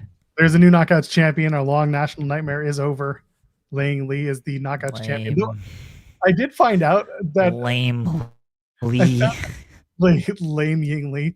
I did find out that apparently she was walking around WrestleCon with the Knockouts title during WrestleMania. Yeah, that kind of rules. Because they had already taped the event.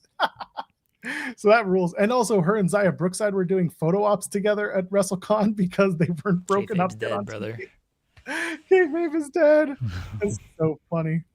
It was but the match sucked. There's no other way around it. But Ariana Grace is not exactly a great wrestler either. She just flails around like heel from the 80s because that's what her dad told her Like to Shea do. Gilgeous-Alexander. Thank you, bringing it back to the opening comments.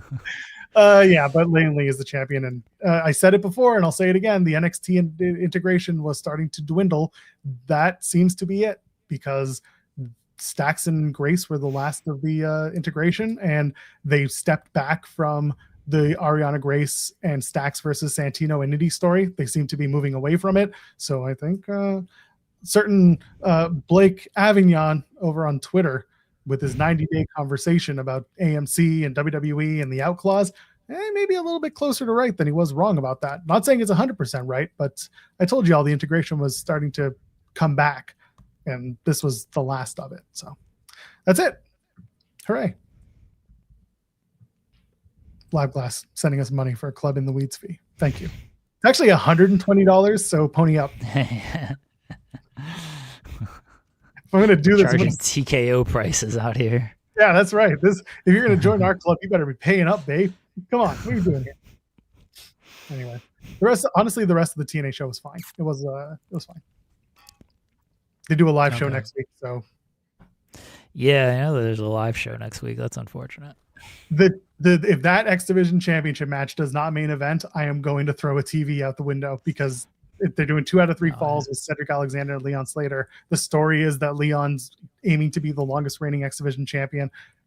They got to do this as the main event. It's 2 out of 3 falls. Like, that's it. And that would be a really fun match. I mean, so that's it. But live shows from TNA tend to suck. So we'll see what happens next week. I hope the Battle Royal main events. I don't know who's going to win that thing. It's going to be EC3. Me. C3? Me. Just me. Oh. I'm going to join in. That's fine. I'm going to win the Battle Royal. Congratulations to Mr. Elegance for winning a TNA world title shot against Mike Santana. I would have a better match than Mr. Elegance, because I wouldn't try to do a 7-minute match. So, someone in the comments got upset because you said you don't like matches that go longer than 18 minutes. Are they new? They must be new. There have been a lot of comments where I'm just like, people are finding us in the wrong ways. 12 to 18 is my sweet spot. I hate anything more than that. I automatically downgrade it, which is very funny, because like all my favorite matches are definitely more than 18 minutes, but I just think you can have a good match between 12 and 18 minutes. I don't need a 30-40 minute epic. I think too many people try to do it too often, and I don't need it. Give me a good 12 to 18 minute match. Now, there are certain people who pull it off, and when it's done well, it's done great. I think my favorite matches this year are all over 18. I mean, they would have to be. Let's see, my favorite matches this year are Okada and Tanahashi, Sandman and Invisible Man. I don't know how long that was. That was about 25 minutes, but I had a lot of Zabda. Okay. And honestly, like, this is probably recency bias, but Andrade and Tsuji, like, those are my favorite match. And Bucks, Okada, and Takeshita. I really like that match. So, like, those are probably my favorite matches this year. And Punk and Roman. Off the top of my head, those are my top 5. All those are way over 18 minutes. How dare you? These wrestling podcast guys are talking about sports, not wrestling. I know, right? It sucks. That's always very funny. I do love that one. I was like, "Oh, you gonna talk about TNA for 2 hours? Fuck off." We've got a 2-hour show, 2 hours plus. Like, we're a morning format. Anyone who ever comments like, "Oh, can't believe, first 10 minutes, very riveting, guys." I'm like, it's a morning show format. You're stuck with us. Just put us on. You're in not. the back. You can turn it off. No. When you click onto this stream, you are stuck with it. Okay, you can't leave. You cannot leave, and don't try. Please don't try. But the point of all this being, like, we're a morning show. What do you expect out of this? I've never listened. Full disclosure, I've never listened to a full episode of Busted Open in my life. But like, they definitely have to go on personal life tangents, right? Right? Oh, they do. They talk about music and stuff. Yeah, there you go. Yeah. I'm sure Bubba likes to talk about, how ECW shaped music forever and some shit. Yeah, they talk about, like, I don't listen to like full episodes. I think maybe I have not like full 3-hour episode. There's no way. But no, like, as everyone knows, or if you don't, because it's your first time watching this for some reason, I wanted to do this show based off of my love of the Dan Patrick Show. They do not spend 3 hours just talking about sports on the Dan Patrick Show. There are a lot of personal anecdotes on that show. It is not just a sports talk radio show. They talk about lives and television and movies and all that stuff all the time. And sometimes that's the best conversation on the show is when they do that. But yeah, this is what sports talk or morning talk shows are supposed to be. So no, I do not care if people don't like the sports talk or the personal anecdote talk and stuff like that. Like, it's our show. We will do what we want. If you want 2 to 3 hours of wrestling talk, go watch the wrestling show. Like that's all I can tell you. This show, that's why it bugs me when post shows go like 2 hours and the show itself was 2 hours or less. It's like, what do you Wow, shots fired at Kate and Alex. No, because Kate and Alex still do anecdotal conversation, and at least like they again, and I can't really take shots at them because they have a different format, but like they're a late night show, so there you go. They're different. They can go on tangents, and also they do gimmicks throughout. But the point is, when it's all about the one thing, you're basically doing move by move, and it's just watch the show at that point. Why bother? I'll take you in my post shows. I'll take you through the story. I'll take you through the in and out, and then I'll make a comment about it. That's it. Yeah. See, Kate and Alex played Tamagotchi on Monday. What is Tamagotchi? Okuma Gamesfield. Is that like like Tamaguchi? Remember those little things, little like Easter eggs and like Tamagotchi, right? You know what I'm talking about. Everybody knows what I'm talking about, right? Yeah, I remember the Tamagotchi. My brother famously got one at Times Square at the FAO Schwartz. Is that what a Tamagotchi is? I don't know. Let's look it up, shall we? You have no idea what this is? Tamagotchi. Oh, it's Tamagotchi Life. Oh, it's your on friends, Nintendo your drama, your life. Oh, it's on Switch, eh? Oh, $85. Joel's cheap. In Norway. Games.gg. Let's look it up, shall we? Tamagotchi. I want to get a Tamagotchi. Those things are fucking expensive now, apparently. Yeah, because they're special. $45 for that. Those used to be like $5, I feel like. Jeez. Oh, was Tamagotchi just like? Is it just like The Sims for Switch? Guess so. Oh, GG.deals. I got the wrong one. Tamagotchi Life. Let's see. $84.99. Can't get it anywhere. Historical low is $84.99. It came out in 2013. Really? Yeah. I ain't paying that much for this. It kind of seems like The Sims for Switch. Yeah, it looks like Meebos with Switch. Oh, this is $60. That's standard. Sorry, I'm Canadian, so it's $85 here. Oh. To deal with things are cheaper in Canada. For you, they are. For me, they go up because we're getting the inflation from US. And it's up. Become the caretaker of an island full of silliness, drama, love, and other surprises. This seems very up my stupid alley of where I'd probably just like lay in bed and play this and enjoy it, because I like playing like simulator games on my phone because they're just very simple, you know, like I don't have to think too hard about it. But like text simulators on my phone, I don't like doing, you know, full on kind of stuff. But if it was on my Switch, it would be a little bit different of a story. But sim games are just very fun to me because you don't have to think too hard about it for the most part, and there's not like too much that goes into it. You just kind of have fun. Oh, this what? Louis just sold it to you. It's a kid version. Oh, it's everyone say it's very much you, Jeremy.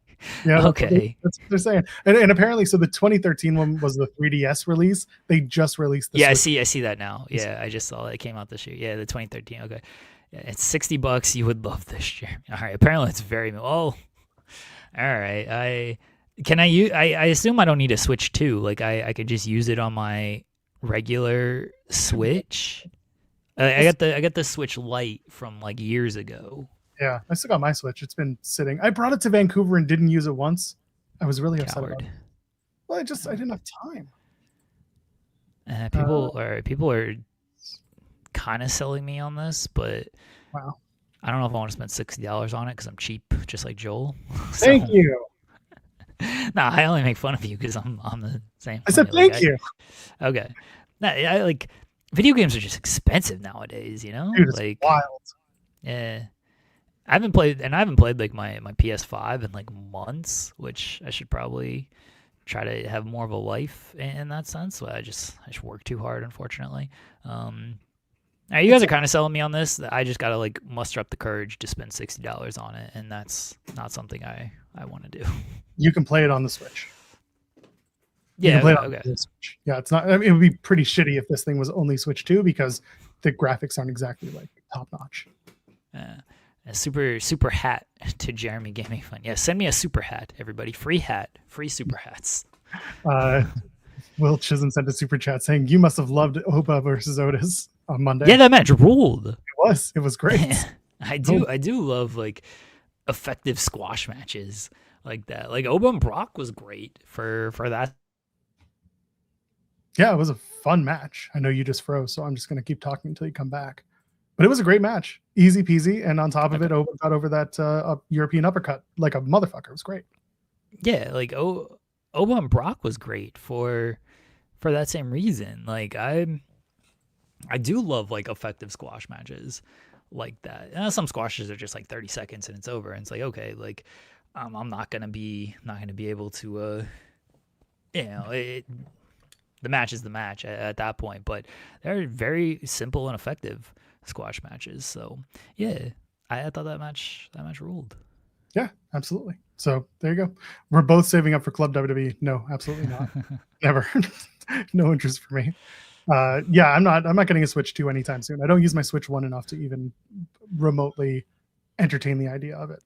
I'm looking I'm looking at like Mega Man game prices because I want those for my Switch. I've got the first collection, like the Legacy series, and it's gone up more over the last month. And it's a game that's already like it's already made, it's already done, it's already been on the A shop, but they're just raising the prices on it for no reason. So not interested.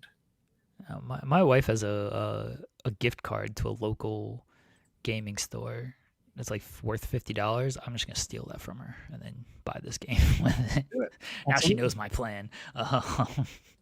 Chaz asking about the Ireland WrestleMania report. Well, luckily we have an Irish guy who works on our staff, and he thinks it's just a big LOL. So we got that. I mean, it is, right? Like, and it's everyone just being like, "Oh, we heard that if you talk about it, they'll give you the WrestleMania."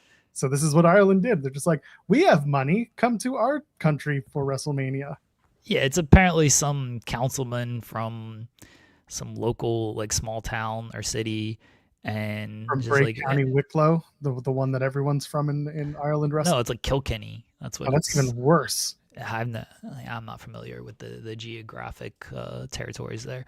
Yeah, like so, I just feel like he's just trying to drum up interest. Like, I have no idea if Ireland's actually going to make any type of bid. I don't suspect they will because it's going to be expensive and it's probably just not cost effective for WWE unless they do make just a big enough bid to where it's like, okay, well, even if we might lose money overall, like we're still coming out ahead because they paid us $3 billion to host it, so it's okay. And I don't think Ireland's going to end up doing that. So yeah, I don't expect it to happen or anything, but it's still, you know, like a newsworthy item. But I wouldn't get my hopes up of WrestleMania going. Like, they already owe New Orleans, they already owe Indiana, they owe Tennessee, so it's gonna be a while anyway. Yeah, exactly. So all this not to get London, because London doesn't want to pay, which is fine. They shouldn't have to pay. London and Ireland should pull their money, and then they can split night 1 and night 2 of WrestleMania. I was gonna say, yeah, Ireland night 1, night 2, back to Tampa, Florida. That's what they should do. Sure, if he's saying Ireland is broke. Well, I mean, I don't know. I'm saying Ireland's broke. I'm just saying they probably aren't gonna pull up that kind of money like that, which fares.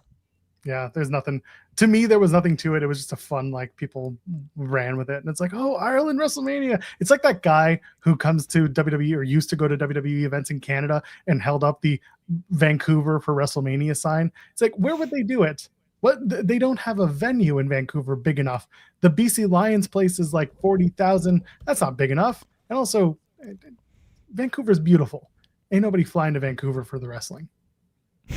They were a great crowd for Dynasty. Do not get me wrong. They were all about it, and I loved it. But they ain't coming 60,000 strong for that show. Not for Mania in Vancouver, unless they come in on cruise ships. I don't think they're coming in on cruise ships. So they're dead. You're gonna have to quarantine. They're gonna have a quarantine section at WrestleMania, the BC Lions place. Oh God. Yeah, BC Place is an all-in venue, sure. Listen, but again, I don't think it's going to happen anytime soon. I think Tony's really happy with how Canada is performing for AEW right now, and they're gonna really test those waters towards the back half of the year, and that's good for me because it's shows that are, you know, not local but at least domestic that I can go to. So WrestleMania in Kelowna, no, they'll sooner go to Alaska than they will Kelowna. Frozen ass WrestleMania. I thought you said bros and ass WrestleMania. That's even worse. I was like, what? This sounds like a party, I guess. Club ITW. Rob Gronkowski presents WrestleMania. Just nothing but bros and ass out here. I mean, that's what he did. Yeah, that's true. WrestleMania goes Yukon. They heard there was gold in them hills, so they came up back. That's every Mania. It's shaking ass. That's true. I guess so. Oh God. My bad, people. I can't hear. I realized that it's now like he said frozen ass, but I heard bros and ass. I don't know why that got me so much. Bros and ass. That sounds awful. I mean, depending on what you're into, but you know, it's okay. Oh God. All right. What else do we have to talk about? We'll get this out of the way. What was your moment of Thursday, Joel? Laying Lee ends the national disaster that was the Ariana Grace TNA Knockouts title run. It's over. We can move on, and I'm sure next it'll be Zaya Brookside, and then after that, Indy Hartwell will win, and we'll just have this ongoing platform of the Knockouts don't matter, even though they used to be the best division in women's wrestling in North America. But God forbid we do that anymore because Candice Michelle's in charge. My moment of Thursday was Ric Flair believing that LeBron James was going to lead the Lakers to the victory and still calling out Luka Doncic for being too injured. He's just too hurt. And this is going to be my moment until the Lakers are eliminated and Ric Flair's got to stop tweeting. Someone definitely replied to that moment yesterday. I know they did. Did they? I mean, yeah. Sure. I don't know. I don't read that stuff. Let them all come after you. There was some. The Gingerbread Man Part 3. On Monday, you and I started the conversation about Gingerbread Man and how we felt, and then had a full-on meltdown. Yeah, that ruled. Posted the clips. Now we have to do Part 3. WrestleVotes on Fightful Select did report that there was some pushback from members of the creative team to not be pushing so hard on the Gingerbread Man story. Well, they still did it. So those two people who, you know, caused the stink are either fired or in a doghouse somewhere. And here we are. The Gingerbread Man wasn't supposed to be what it was, but instead Jeremy Lambert pushed them over the line. Jeremy Levesque over here. I love how what they call it, hokey and archaic. Is that what they called it, right? Those are accurate terms to use in this case, yes. Yeah, that's why it ruled though, because it was so hokey. And I guess archaic just means like Vince era kind of stuff. Yes. But like, yeah, that's why it ruled, because it was dumb as hell. That's why I loved it. Like, I get why people, you know, wrestling fans don't like this kind of stuff. SP3's meltdown was very funny over it, but this is 100% for me. Like, WWE's stupid. Are we not paying attention here? If you want actual like good wrestling and stuff, like WWE's probably not the place you should be watching. honestly. Like you get like one good match every 5 years or so. They got a Jay-Z catalog.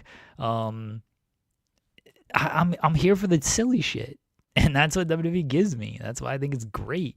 Yeah, I can't wait for the funeral tonight. It's my most anticipated thing this weekend. Is this funeral that Trick Williams is about to do? What if they just blow it off? What if like they do the funeral, but it's like really quick, and it's like a 5-minute segment in and out, and they're just like, all right, we heard you. Nah, I need this thing to be like 20 minutes long. What if Paul Levesque comes out and he's presiding over the entire funeral? It should be. Everybody should be there. I got to make sure that this funeral gets off without a hitch. So here I am to tell you. I need this. I need Trick Williams to like really go all in on this. I need like the Gingerbread family to be there. I need like Trick Williams family. Like I gotta have Yachty there. I gotta have like the full congregation there and whatnot, you know? Like I want this to be a full over the top funeral. Full on Southern Baptist style, like Black church doing the prayer and everything. Okay. Yeah. I hear you. That's what I need. Over the top. Okay. Listen, I'm not against it. I hear you now. I do. SV3 was kind of right, by the way, in his feelings, but really? Is your landlord calling you again? Yes. So I'm going to take this. Really? No, take it on air. Oh, can't do that. We need content. This isn't on air. You muted your mic. Now he can't hear me. Joel's a coward. Everyone called Joel a coward in the chat, since he can't hear me now anyway. I need the full on Gingerbread Man funeral. I don't want like a 2-minute segment or anything like that. Give me full over the top funeral, dancing in the streets and everything, you know, full celebration of life. I want a segment. I want a segment where Trick is like, now after the proceedings, we will all head back to the locker room for refreshments. You know, the family will be hosting. The family will be hosting a gathering for everybody, and then they go back there, and they're eating muffins. So it's just muffins, but somebody has like a gingerbread cookie, and it gets like smacked out. Like, what are you doing? You can't eat the gingerbread. That's part of the family. There, it's dumb as hell, but it would just pop me of them, somebody trying to act. This is somebody getting mad about a Gingerbread Man family. Oh yeah, they're gonna pay more tribute to the Gingerbread Man than they ever did to Ted Turner. Ted Turner might get a graphic. They should do the Ted Turner graphic followed by the Gingerbread Man graphic, and then they open the show with the Gingerbread Man 10 bell salute. They're gonna superimpose the Gingerbread Man on Ted Turner's face. Yes, this is actually good. Sammy walks in like eating the Gingerbread Man cookie, and Sammy just gets jumped at the funeral proceedings because of this. Eating their damn family. Yeah. That man had a family. Yeah, well, they're in my tummy now. This man's out here doing an interview being like, I don't think I turned heel. This is the kind of dumb shit that I need. I gotta have this extremely dumb shit. Everyone shows up wearing all black and they're mourning, and then Roman Reigns shows up. He's like, "What the hell is this? Who's funeral?" Roman ain't showing up to SmackDown. Sometimes he does. He might. Nah. Yes, yeah. They're in Jacksonville. They're in his hometown. So is it his hometown? Yeah, they used to label him from Jacksonville. Anyway, he just comes in. He's just like, "What's going on here?" They're like, "There's a funeral." They're like, "Is everyone okay?" No, he won't even say that. He'd be like, "For who?" Like Gingerbread Man. He'd be like, "I'm out," and he just walks out of the room. Roman. He just gets in the car, drives away. It's like, none of this silly shit for me. Roman is 100% not associating himself with this. That's not gonna happen. Is Sammy okay? Cowardly. Could you imagine? All right, if he checks on like Sammy, that would actually be kind of a good all-around segment. That would be a very funny segment. I'm excited for the Gingerbread Man funeral. This is the only reason I'm watching SmackDown tonight. Possibly care about the rest of this stuff. I mean, at this point, you just got to do the finale and make sure it lands, and then show the match on ESPN2 the next night. Is that a ESPN2 match? Is that one of them? That and Seth and Braun. Yeah, those are the 2 ESPN matches. Oh, okay. So there you go. He turns, is this your deal, Russo? Bro, I'm not even here. Oh, God. Anyway. The funeral occurs in a bakery. Oh, that should be so stupid. The thing is, they're not going to take any of our ideas, but they are categorically better than whatever they're going to roll out tonight. Get it roll out because it's a bakery. I thought you were making a ludicrous reference. Oh, I guess you could do that too, but anyway. Oh man. Yes, I couldn't put him on the air because my landlord. I couldn't put him on the air because he was giving me phone numbers that I need to call. So there you go. So I'm not gonna dox people. Coward. Yeah, well. Everyone in the chat called you a coward. I saw. I still have the chat open while I'm on the phone. There you go. Oh, good. I like that you were reading people calling you a coward as you were on the phone. That's fine. I knew I knew why my landlord was calling. I knew what was going on. It is good to be called publicly. Which is saying the funny thing is Trick will sell it. Yeah, Trick's gonna be great in this. Like Trick is amazing in this stuff. I think it's gonna be hilarious. Like most people aren't gonna like it, but I don't care. It's for me. That's all I care about. More people should book stuff for me. Louis saying the NWA ratings are real and spectacular. Unlike Ash by Elegance's boobs, according to Indy Hartwell. What a segment that was. That sucked. That was awful.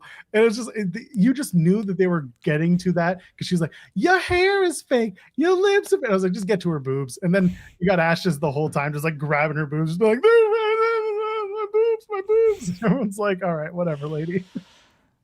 Oh, this Knockouts division is terrible. What happens when you let Candice Michelle book your Knockouts division? Like, terrible stuff in this Knockouts division, man. Just not good. Yes. When was the last good like Knockouts segment? Segment? Oh god. Yeah, segment. Yeah. Can't think of one. Who was the champion before all the champions got beat by NXT? Oh, it was the one we don't talk about anymore. Yeah. You know what? Actually, going into it with the Jordan Masha story was good. They had some good segments. That was like 5 years ago. Dang, that was so long ago. It was Jordan joined the company like a year ago. So I get it. It hasn't been good. Kill versus Kong. That's a long time ago. But like, yeah, I mean, fair though. It's true. Again, they used to be one of the best, if not the best, women's division in North American televised wrestling. It did. It used to be that way, and now it's just gone so far downhill. It's become a revitalization project for several people. Like they want Indy to become something out of this. They saw something in Xia Brookside out of this. They made Lang Lee like a more popular act out of this. There is a redemption project for a lot of these women, but then you're stuck with so much shit. What they did with Ash, when they pulled back on her not winning the title immediately, that was the smartest move they made because they were going to bring her in and another ex-WWE girl wins the Knockouts title. They didn't do it, and they showed restraint and they let her build the character, and that was great. And when she won, it actually mattered. She was a fixture to TNA and it worked. Now it's just like, it doesn't matter. It's all stupid. Anyway. Like the material is just not good. It's not good. The writing has been terrible. The creative has been terrible. But if you ask Tommy, it's the best it's ever been. And Hunter's not going to listen to you anyway. So it's garbage. And they know it's garbage. Like, I mean, talent knows it's garbage. They know it's garbage. And if they don't, then they're living under a rock. Patrick Star ass talent. I was going to make a Paul Levesque comment in case you didn't know. He's been living under a rock. TNA is sucking right now. Yeah. Anyway, the Elegance brand was so close to the Beautiful People that it became the worst part of the Beautiful People. The Elegances were great when they were just being a comedy act. Do you know who the Knockouts tag title holders are? It's the Elegances. Do they have any tag teams to go up against? Absolutely, because they broke up one of the tag teams, gave her the Knockouts title last night, and then the other ones are on Explosion having singles matches because they were going to make them a tag team, and then they said, oh, what if we wait a bit? And then they gave a trio. It doesn't matter. Anyway, SmackDown tonight, live from the ViStar Arena in Jacksonville, Florida, where Roman Reigns will not be appearing, allegedly. We've already spoken of the Gingerbread Man funeral ad nauseum, as it should.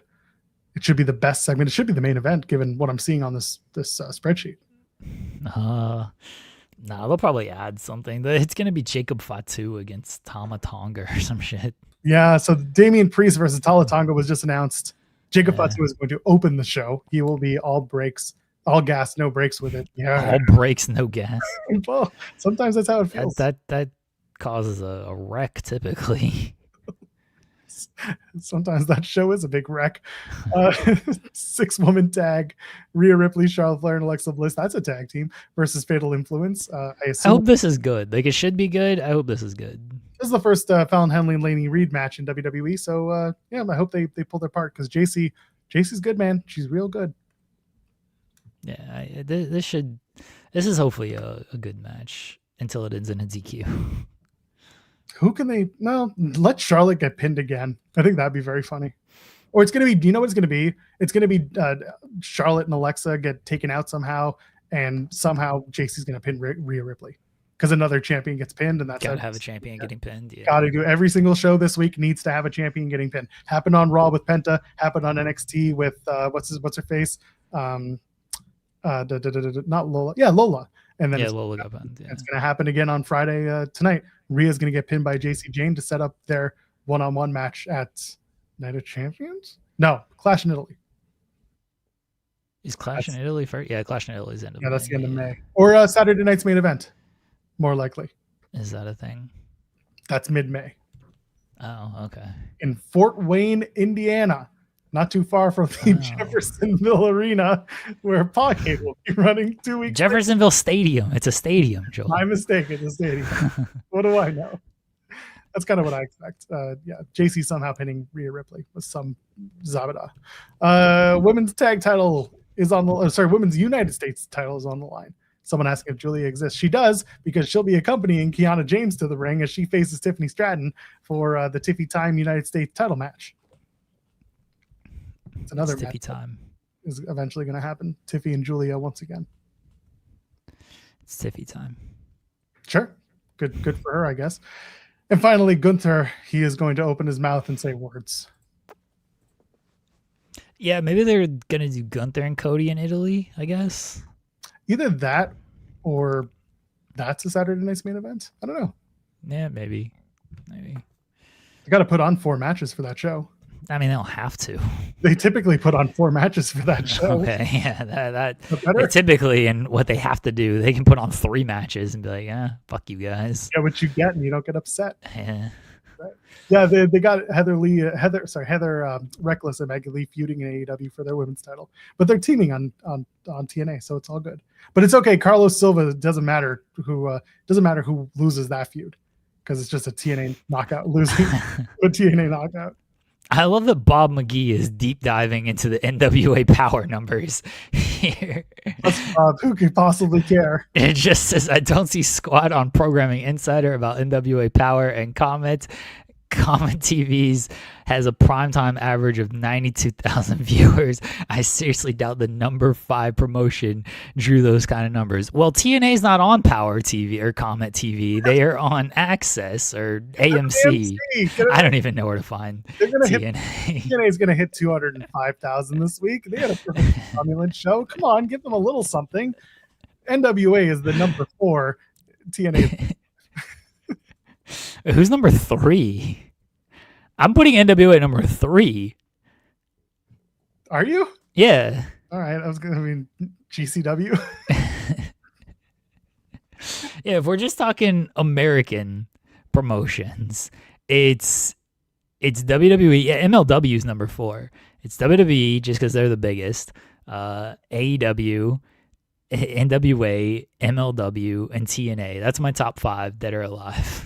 I mean, MLW keeps selling out, whether that means they just cut off ticket sales and said that's enough, or actually sold out. Sellout's a sellout, brother. It's a sellout, brother. This room right now that I'm in, it's a sellout, because guess what? I'm in it and nobody else can come in. And that's same. There's one chair in my room. I'm sitting in it. Sold out, brother. That's right. That's just how it goes. JCW number 4. All right, then TNA gets bumped down again. There you go. I just love Bob McGee is like diving into this and like researching. Of like, nope, I've checked Programming Insider. I've checked what was it? Showbuzz Daily was the one before it died off, unfortunately. It told off wrestling fans on their way out. Yeah. Spoiler TV is another one. WrestleNomics ain't got these fucking numbers. Tweet Thurston. Like, Brandon Thurston, are these numbers true? Brandon's out here talking about sports washing to a bunch of university students. He's doing the real. Yeah, Brandon Thurston's doing like real work on stuff, and I'm gonna tweet him about the NWA numbers. Hold on. It's funny because he'll just DM you and be like, "Is this a bit?" I'm gonna quote tweet the NWA power announcement, and I'm just gonna be like, "Hello, Brandon Thurston." All right, hello, Brandon Thurston. Oh, Jesus Christ, this stupid Twitter. Okay, there we go. Hello, Brandon Thurston. I know you're doing very important work right now, but this feels like it should be a priority. Are these numbers true? All right, let's get the scoop from Thurston. Very excited. And then meanwhile, the NWA, because we're on a roll about NWA talk, Louis very happy. NWA 78 will be at 2300 Arena on July 25th, which means we'll be able to see it on Comet like July, August, September, October, December, January, February 2026. February 2027. That's right. Oh, that'd be something if it was February 2026. Yeah, they go back in time. There you go. Yeah. There you go.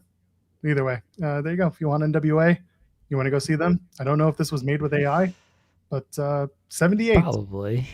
They are 2 years away from their 80th anniversary. Where do you think it's going to be in 2 years? 2028. William Patrick Corgan's backyard. Oh, he's sweet. I'd be all about it. Yeah. I don't know where 80 is going to be. They'll just go back to one of the southern districts. I think they should probably run that in like North Carolina or something. Yeah. Greensboro Coliseum. Where was NWA 70 or whatever? Oh. I don't know. Sometimes people remember. Am I supposed to look this up? NWA 70 was Tennessee Fairgrounds. Oh, there you go. So go back to Tennessee. Where was 75? They did 2 days for 75 in St. Louis. Oh, I remember that. Oh, yeah, sure. That ballroom looked real. Yeah, I remember that too, actually. Yeah, it was a real dank ballroom. EC3 defeated Tyrus for the NWA World Heavyweight Championship. Hell yeah, match of the year right there.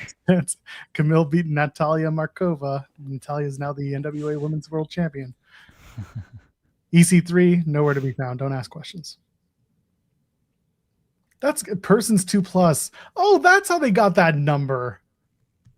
The Persons 2+ is like always. That's basically anybody watching at any given time, at any age. Wait, did Thurston respond to me? No, I'm just looking at the number now. It says in the graphic, it says Persons 2+, 275,000. That's not really. Yeah, that's a legitimate number. It's just Persons 2+ is like the very baseline number that you can get on the ratings chart. What does TNA draw Persons 2+? I don't look at that. Oh, okay. I just look at whatever I'm told because I don't care about ratings. We've talked about this so often. I'm not here to talk about ratings. They got paid. Coward. That's all they wanted. That's all they wanted. They just wanted to pay. They just wanted the money. They got it. Yeah, Giselle Shaw won the TV title. Hold on. Did Dave write this? Oh no, I was looking at the Wrestling Online or Observer numbers. So yeah, Persons 2+. However, the text says households, which is a different measurement. Households refers to the homes where a program was tuned in, while viewers refers to individual people watching. Yeah, so the 275 could be, I guess, Persons 2+ or households. I don't think they know the difference. Doesn't matter. Hey, speaking of people who love Dave Meltzer, SB3 is here. I love Dave Meltzer. I didn't say you didn't. Yeah, I love Dave Meltzer. Did you get a haircut? Yeah, he did a little Okay.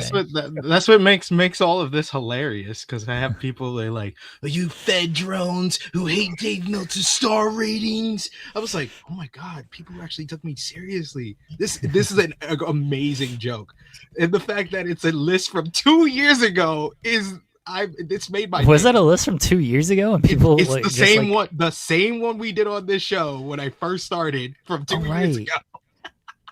You know, I don't remember these lists from 2 years ago. But even better than Meltzer, what made my day is when my boy, shout outs to Graps Knowledge, sent me the governor of Florida, Ron DeSantis. Ron DeSantis. Who I have blocked. Who I blocked on Twitter, by the way, a long time Wait, ago. he commented on this? Yes, he did. Yes, he did. What the fuck did he say? God. He said, outside of other quips with this list, Andre the Giant should be much higher. Oh my god, I cannot tell you how this day has gone for me. Jesus. And the fact that like people are like, telling me, "Oh, you think your list is so right?" I was like, "I've never said the list is right. It's a subjective list. Like, it could be wrong. It was 2 years ago. I could change my mind. I think Bruno should be higher. I agree." Well, what has Bruno done in the last 2 years to make you think he should be higher, SP3? Jeremy, Well, you can do your research. You can change your mind. You know what? In the last 2 years, you know what he did? He brought his wife back with him. There you go. Yo, this has been the best day for my content. Ron DeSantis. That's I've never insane. been so pleased to piss someone off with a list. That's insane. Are you the governor of Florida now? I feel like you should get like. I should be. You know? I should be, right? I mean, Go for you do me. a better job. Oh, I'm gonna quote tweet Ron DeSantis and just say SP3 is the new governor of Florida. Please do it. Tag You me. should Tag me. You should take Ryan up on his offer. Take Ryan Lambert's offer up immediately. It's Wait, funny because Grab's Knowledge is the one who put this because I think I saw someone, I think it was Jesse Velasquez. Shout outs to him. He said it in my comments, but I didn't understand. I thought he was just calling Dave Meltzer Ron DeSantis. But then Grabs Knowledge sends me the tweet, and I was like, oh my god, this Wait, is where's it? amazing. Where's it at? Did he delete it? I don't see it. I don't know. Did he? Because Was it from like his actual account? Yeah, it was the Yeah. one.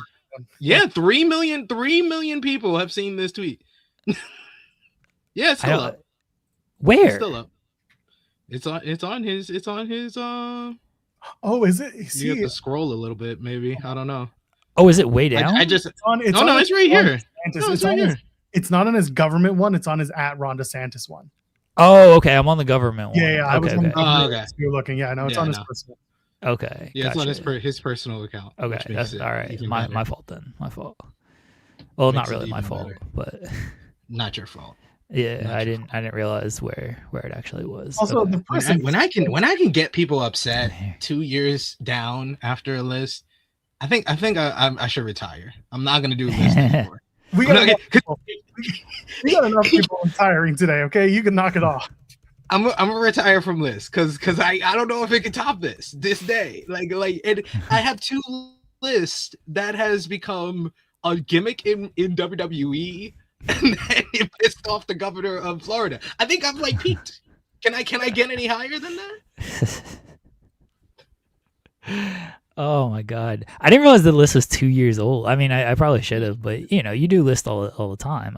Although I feel like it's been a little while. Yeah. I love how fucking Fade Away is like using a list from 2 years ago to like just generate content. Like, dude, Jesus. The funniest thing with Fade Away is because he's actually, I think, on my personal account, like said like, oh yeah, I like your content, and he followed me, and then on the True Hill Heat account, he apparently blocked us, which is funny because it's still me. He sucks. He does. And so the fact that he's using like this list that was 2 years old, I didn't realize that. That's because I knew that's where like it started from. Is it, him doing it? Yeah. But yeah, that's. Oh man, I can't believe we got Ron DeSantis listed. That's hilarious. God forbid he actually run his state. That's hilarious. Andre the Giant should be higher. I agree with him. Hey, I can only raise one of these old heads. I'll raise Bruno. If I ever get a chance, if my editor says you gotta refresh this list, Bruno will probably be higher. I don't know about Andre. I'm not gonna listen to a fascist. SB3, did you do Backlash predictions on True Heel Heat yet? That is at 1:05 p.m. Eastern time. Myself and Maggie will be live to preview the show, so join us for that. Should be a good time. Can't wait to talk about how Club WWE is a history-making subscription service. I'm so excited for Club WWE. We had a full conversation, and then we decided that we will have to open Club ITW, and I think we haven't decided, but I'll put it out there. I think that the price for us should be $420.69. There we go. When we start our Patreon, or we do, I don't know if we have an offshoot show, not Worst of Louise on Fightful Select. That's when I'll do my next list. I'll do my list live on air. Okay. I'm glad that you're not talking about Patreons, because last time this channel tried to do a Patreon, we got in trouble. So we're just not going to do that again. Yeah, no, that's why I said Fightful Select. Fightful Select will give us another show. It'll be Lists That Piss Off Fascists by SB3. Just Brody King multiple times.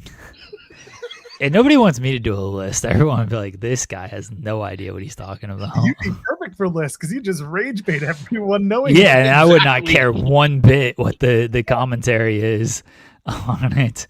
Like, greatest wrestler of all time, greatest superstar, The Miz. 2-time Grand Slam champion. Fuck's gonna top The Miz out here.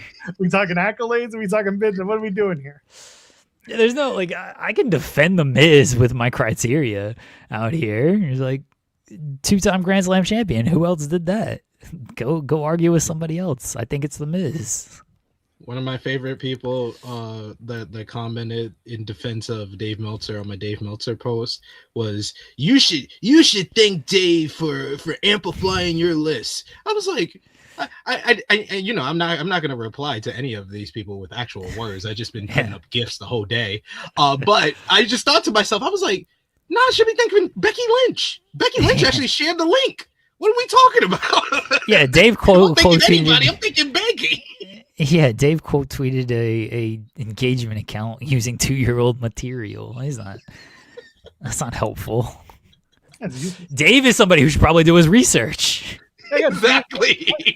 Yeah, like I had a week where Dave just kept quote tweeting my stuff, and the Discord kept talking about it, being like, Joel, Dave did it again. I'm like, son of a bitch, this is useless. And I don't want Dave to ever quote tweet me. The problem is, like, Dave will quote tweet you, and he'll leave out some piece of information that's actually relevant to the conversation, and then when you call him on it, that's it. Dave doesn't reply, and that's what happened. Yeah. Yeah, Dave's definitely not gonna reply, because I was actually nice to him. I wanted to say old man, but I was like, you know what, I'm gonna be nice, because because I put my whole post to his response to the engagement account was, quite honored Dave doesn't like my list. Feels like redemption for all the matches he didn't rate properly over the past 30 years. I guess we're even. And a whole bunch of people took me seriously. I'm sure. I was about to say, I'm sure people got very mad about that. What matches? What matches do you like? And Dave, oh man, so passive aggressive, replies, yawn. Any list is never going to please everyone. That said, in WWE history, San Martino seriously can't be lower than number 4 and probably should be 1 or 2. 12 years as champion for the entire territory was the biggest actual drawing card, 1963 through 81. I should have said I was born in 88, bro. But good. But I instead I said, get some sleep, man, because this was like get some sleep. Get because he said yawn. I was like, get some sleep. Get some sleep. He's West Coast, so he's probably doing Observer at that hour. It was 11. I mean, he's like 65, 67 years old. He should get some sleep. You should reply of who has Bruno beaten lately? What title has he held recently? Have him do it in the modern era. How much? But I was like, I said, or is that supposed to be a funny start? So I started my response with stretches. I definitely understand your point and agree with a lot of it.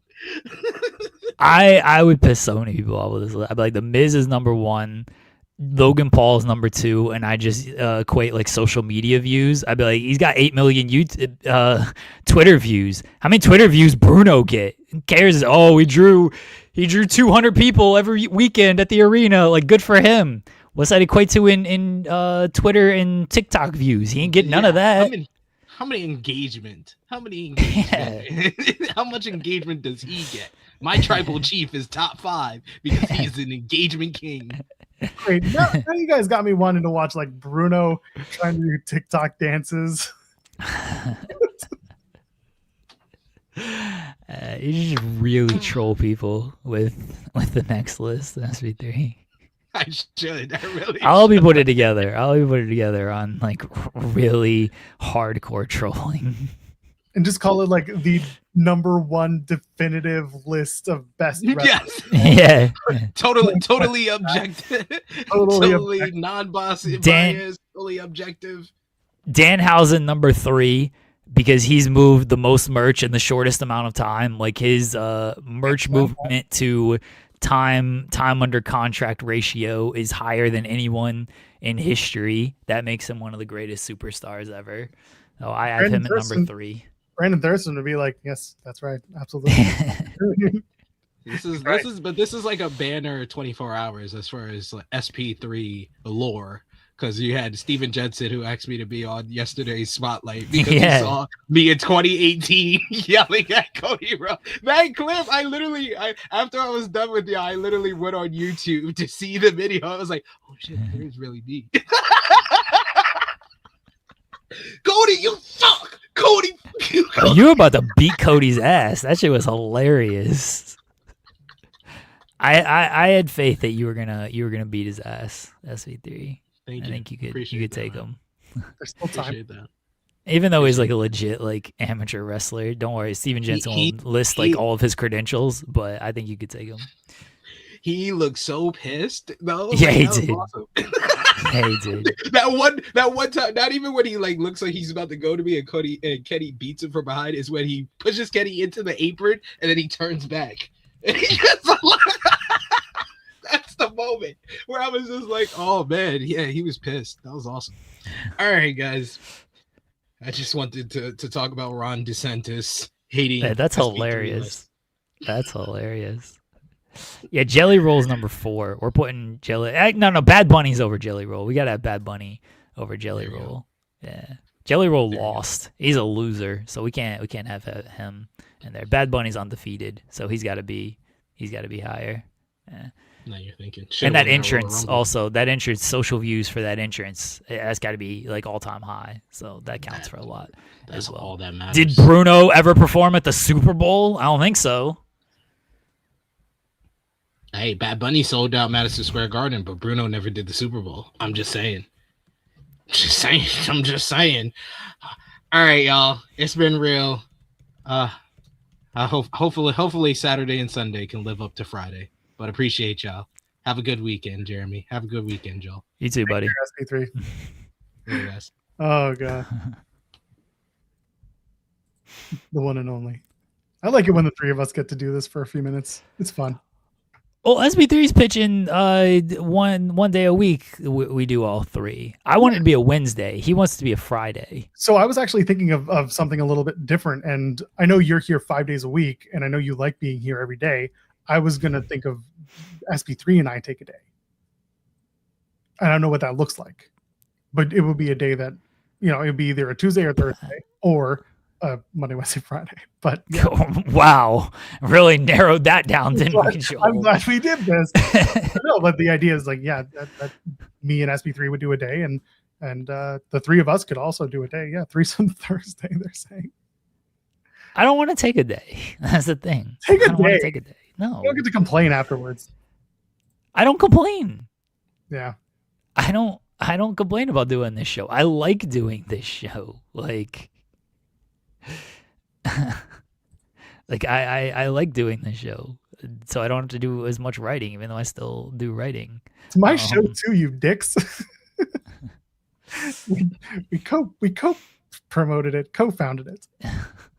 I'm just thinking of ways to diversify the conversation, and it's not a knock at Jeremy. It's just like SP3 and I sometimes do a show if Jeremy's unavailable for whatever reason, and people seem to like those. And I know SP3 and Jeremy do really well, and I know Jeremy and I do really well. So I'm just trying to mix it up. The three of us is fun. Three of us is always a good time. It's tough to navigate the 3-person conversation for 2+ hours. That's one thing that we will need to get used to. I'm not against it at all, but I was just thinking the other day, I was just like, hey, what if SP3 and I did a day? And if Jeremy doesn't want to take a day off, then no, fine. Like I'm fine with a 3-man rotation. Yes, you just want to be out here running the show, be in the spotlight cog that you are. You're trying to be all Jeremy Levesque up here. I don't like running the show though. I much prefer I don't mind doing Tuesday and Thursday, but I don't like moving the show along. I like you doing all of that stuff. I feel you. I just like to be here to crack my jokes and move on with my life. Like I feel like being the host like kind of sucks, but I do it. I don't think I'm terrible at it or anything, but I don't like doing it. We'll have Kimmy on next week for the Ring of Honor show that's allegedly happening. Why? I don't know. Probably not. Who am I kidding? Okay. Someone just said add Kimmy. I'm like, yeah, sure. Kimmy's out here texting us whenever Ring of Honor does stuff, or whenever Sting shows up on TV. Yeah, she was mad that he showed up in full gear. I told her, just text him. What do you want from us? We don't have Sting's number. Oh, I like that you guys talked about the one thing that I was thinking about when Sting came out for that segment. I was like, was he always going to be here? Because he said he also did local media, because that's also the Revolution was in the same area. So like, that's not true. Wasn't it? They were in North Carolina, weren't they? Weren't they in South Carolina for Charleston? Are you pulling a Ricochet now? No. My point was they were in the Carolinas. Okay, Ricochet. Well, whatever. It's one and the same.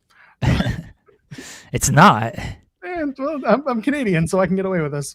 Okay. My point being, he was in the neighborhood doing local media anyway. Well, I don't know if he was in the neighborhood though. He was doing a local radio show. I don't think he was there live though. Like he could have just been calling in from Texas. It was just very odd that he was doing any media, because typically he doesn't do any of that media. Yeah, well, either way, maybe they knew that Ted was dead before then. Before what? Before they announced that he was dead. They knew he was dead before they announced he was dead? That's not uncommon. Some people do legitimately sit on a dead body announcement for several days so that they can put into place whatever's supposed to happen next. Like it's not out of the ordinary.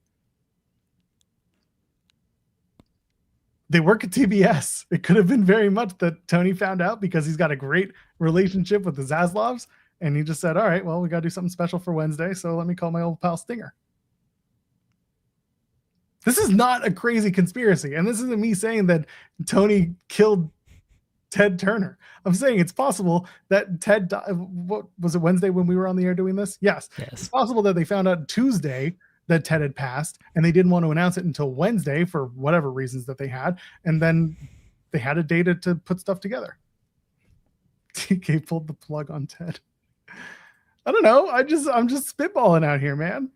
It's not a crazy conspiracy. It's stuff does happen this way. Hello, Tony Khan. Jesus Christ. When did you learn Ted Turner was dead? This man is never doing our show. And did you kill him? Oh, Jesus Christ. This man is never doing the show. I'm not actually tweeting this, but this is an insane conspiracy theory to me. This is insane. Sometimes celebrities die and you don't find out for days. We're still waiting for Rudy Giuliani here. This is insane to me. There's no way this is a real thing. It is a real thing.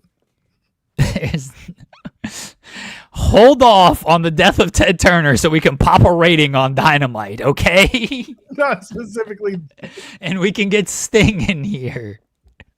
What?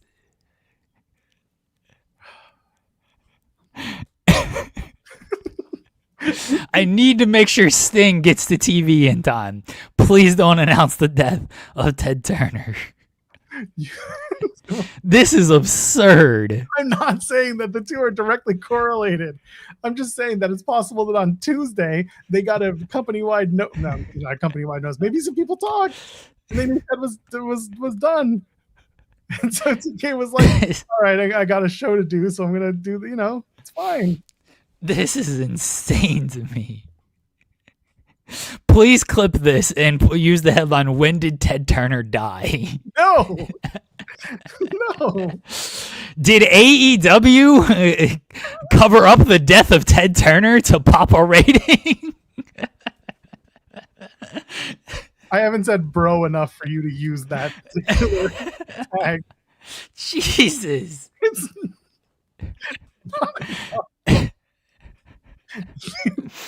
The earth is flat. It's spouted them all. This is worse than whatever you were on Monday or Wednesday. This is so much worse. I need to sit down. I forced Joel to take a seat. This is insane conspiracy. I'm laughing so much.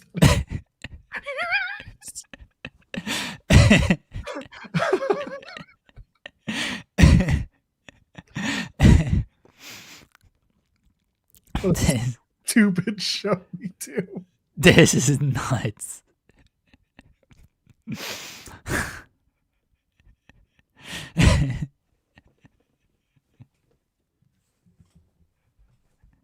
How do you even think of this? It does happen where celebrity deaths get waited on to announce.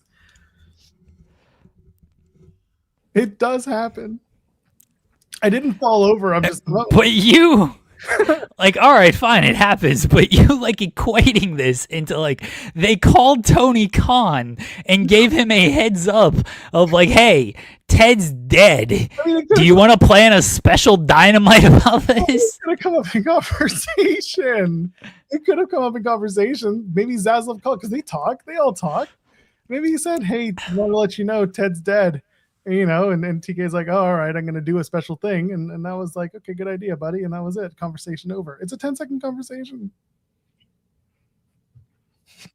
And so they sent Sting out there to do local media to do a radio show with the local media was already, he could have been doing it from his house in Texas, and they flew him in anyway. And that was their Easter egg that Ted Turner died. Is like, Sting never does a local radio show. Who died? Next time Sting does a local radio show, I'm just going to assume they're about to announce the death of somebody.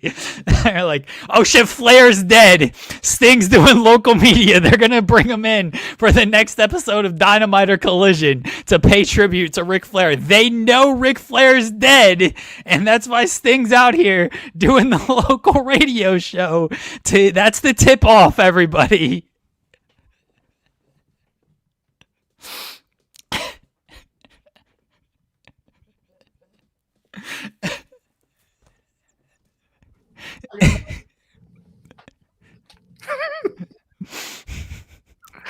I'm never going to be able to listen to a Sting interview again without thinking like, shit, someone from WCW is about to die.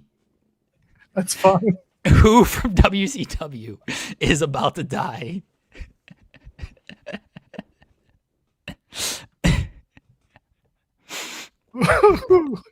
Ugh. I need to see if Sting did local media the day Hogan died and try to just get this together here. You're gonna have the board, the big board with the pins. Yes. Oh god. This is the most absurd conversation we've had this week. And SB3 and I did like 30 minutes on shit we could never get away with.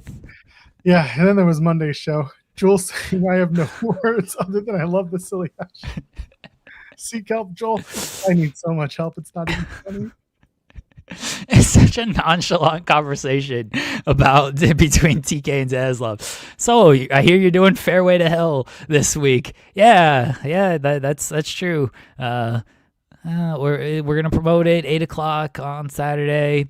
Like, yeah. Ted Turner would have loved that. It's a shame that he just passed away. It's like it truly is a shame. You know, we would have loved to have Ted be part of something like this. I know he was a big golf fan out there. Yeah, well, we're looking forward to the show on Saturday. That was a really fun vignette that you did out there on the golf course, hitting the golf ball. Like, yeah, that was a lot of fun to film. You know, we're gonna have a great show on Saturday. We got Darby Allin wrestling. Jack Perry is wrestling. The women's tag team titles are on the line. We're about to announce a really great show on Dynamite for Fairway to Hell. It's gonna be great. Yeah, looking forward to it. You know, hopefully it does a good number. Yeah. All right, talk to you later on. All right, bye. That's the whole conversation between Tony and Zaslav, and they just moved on from Ted Turner. Why is Tony such a robot in those conversations? Okay, hold on. Okay, no, hold on. Let me give credence to this. How many times? No, why? No, what? How many times in our staff chat have we gotten heads up from people being like, "Hey, so and so might be on their deathbed. Start planning." Like once, and it wasn't true. It wasn't true. You're right, but sometimes it does come true. Okay. Well, this is maybe one of those times. They said, he's not doing well. He's on his deathbed. Start planning.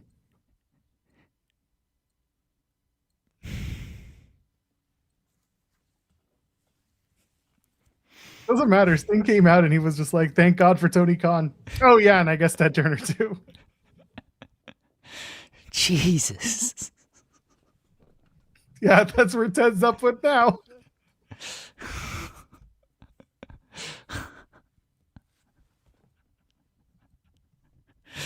Brandon Thurston, I gotta move on from this. Brandon Thurston replied to me. He said he will try to confirm this, and his next comment was, I'm confused by the graphic using persons 2+, but the text post using households next to the same number. I'd expect P2+ and households to be different numbers.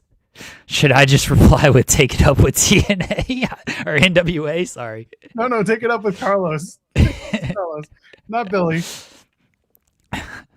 Take it up with Sting.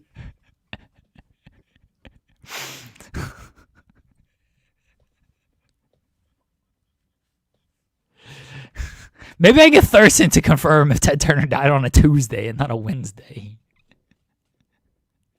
Oh, okay. I am hurting like right here, right at the top of the ribs. We gotta calm down there. Ooh. Take it up with Bob. Yeah, should I tag Bob McGee Yeah. in the tweet? It's like, I don't know, comment Bob McGee. Like he's doing investigative journalism here. Ask Thurston if he knows if TK covered up Ted Turner's murder.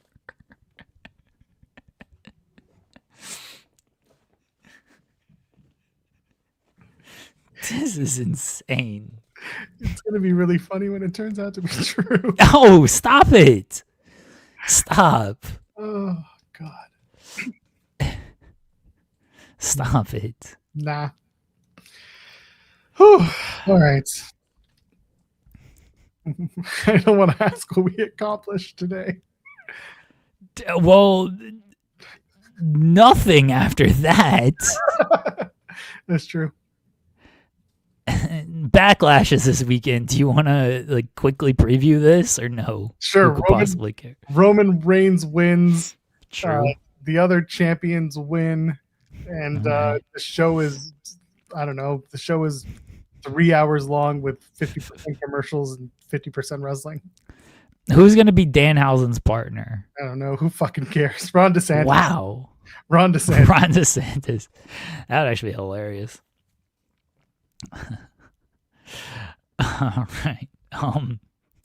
Results of our poll question. Are TNA cowards? Yes. Joel's fault. True. Both at 50-50. Wow. Suck it. Oh, Joel trying to sway the votes here. I don't want to jump on my burner account to Do so it, that coward. would Dox give away yourself. Dox yourself. my for your burner bit. account. I Yeah, don't want that's to do right. that. Yeah, dox yourself for your bit. I can jump on the main Fightful account actually to do this. Fair. So could I. Eh. There you go. Now we're back to All 50. right, we're back even. All right, there we go. 50-50. We're ending the poll, so it stays at 50-50. There we go. Okay. What the fuck did we accomplish today, Jewel? You better use if you're gonna post that, you better use a beep there. What did we accomplish today? If you ever wonder who the number 2 promotion is, it's not the one that's running earlier in the day on the same day that their competition is running a pay-per-view. On top of that, the Gingerbread Man funeral has to absolutely destroy and be the best thing you've ever seen for those 2 creative members to look back and be like, take me out of the doghouse, dog. I understand it. We're going to be okay. And finally, maybe you should track Sting before you ask him to come to your shows.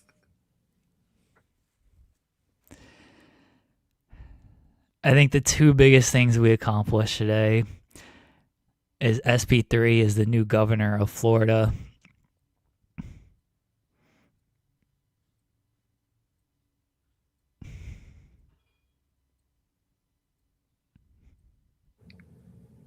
And Sting is the harbinger of death.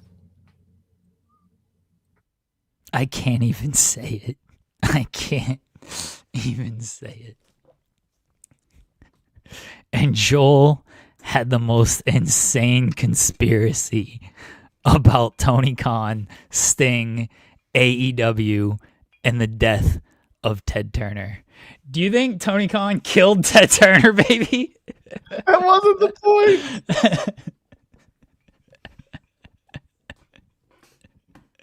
I don't think Tony would do that. Okay. Okay. Maybe never mind. The show opened I'm up. gonna make it worse. The Yes. show opened up. I'm gonna make it worse. The show opened up asking if Tony has ever thrown a punch, and here we are 2.5 hours later asking if Tony pulled the plug. Jesus. And no, King of the North, it's not, because No. it's not. And I'm not even going to continue talking about it. Yeah. That's not even close. Yeah, it's 'Cause- not. That was messing around with something real different. yeah, that was absolutely not. Oh, Jesus. You're going to need this drink. Yeah, I'm gonna have to pour a strong one here. Oh, Jesus Christ. It's Friday, baby. Oh my God. Just doing a heat check, brother. Oh, No, trust me, I'm not going to lose my job over this one. yeah. No, our show lives in its own little vacuum. Thank God. Because if Tuesday's show didn't get us canceled with SB3 and I, today's show 100% would have. Guys, I'm running on 4 hours of sleep here. I don't know what I'm talking These excuses. You were running on like 2 hours of sleep on Monday. Like, Yep. these excuses over here. Just admit you're a little insane. It's okay. That's fine. It's okay, Joel. It's fine. I'm a little insane. It's always been known. That's why. Mana, the final boss. And here we go. 'Cause this is how good. Hey, Rock! Go fuck yourself! Oh, God. And here we fucking go. I thought you were just going to drink directly from the bottle. No. I still need to ice it a little bit, but I'm going to do I need a little extra after that one. Jesus Christ, Joel. Everyone have a good weekend. Enjoy Fairway to Hell. There are 3 matches announced for that show. Darby Allin's putting up the World Championship, taking on Pac. What's happening? And Jack Perry, Mark Davis, and of course the Divine Dominion are going to have a squash match. There you go. Anything else before we end this madness? No, let's get out of here before you get us in more trouble. More. We're not in any trouble. It's great.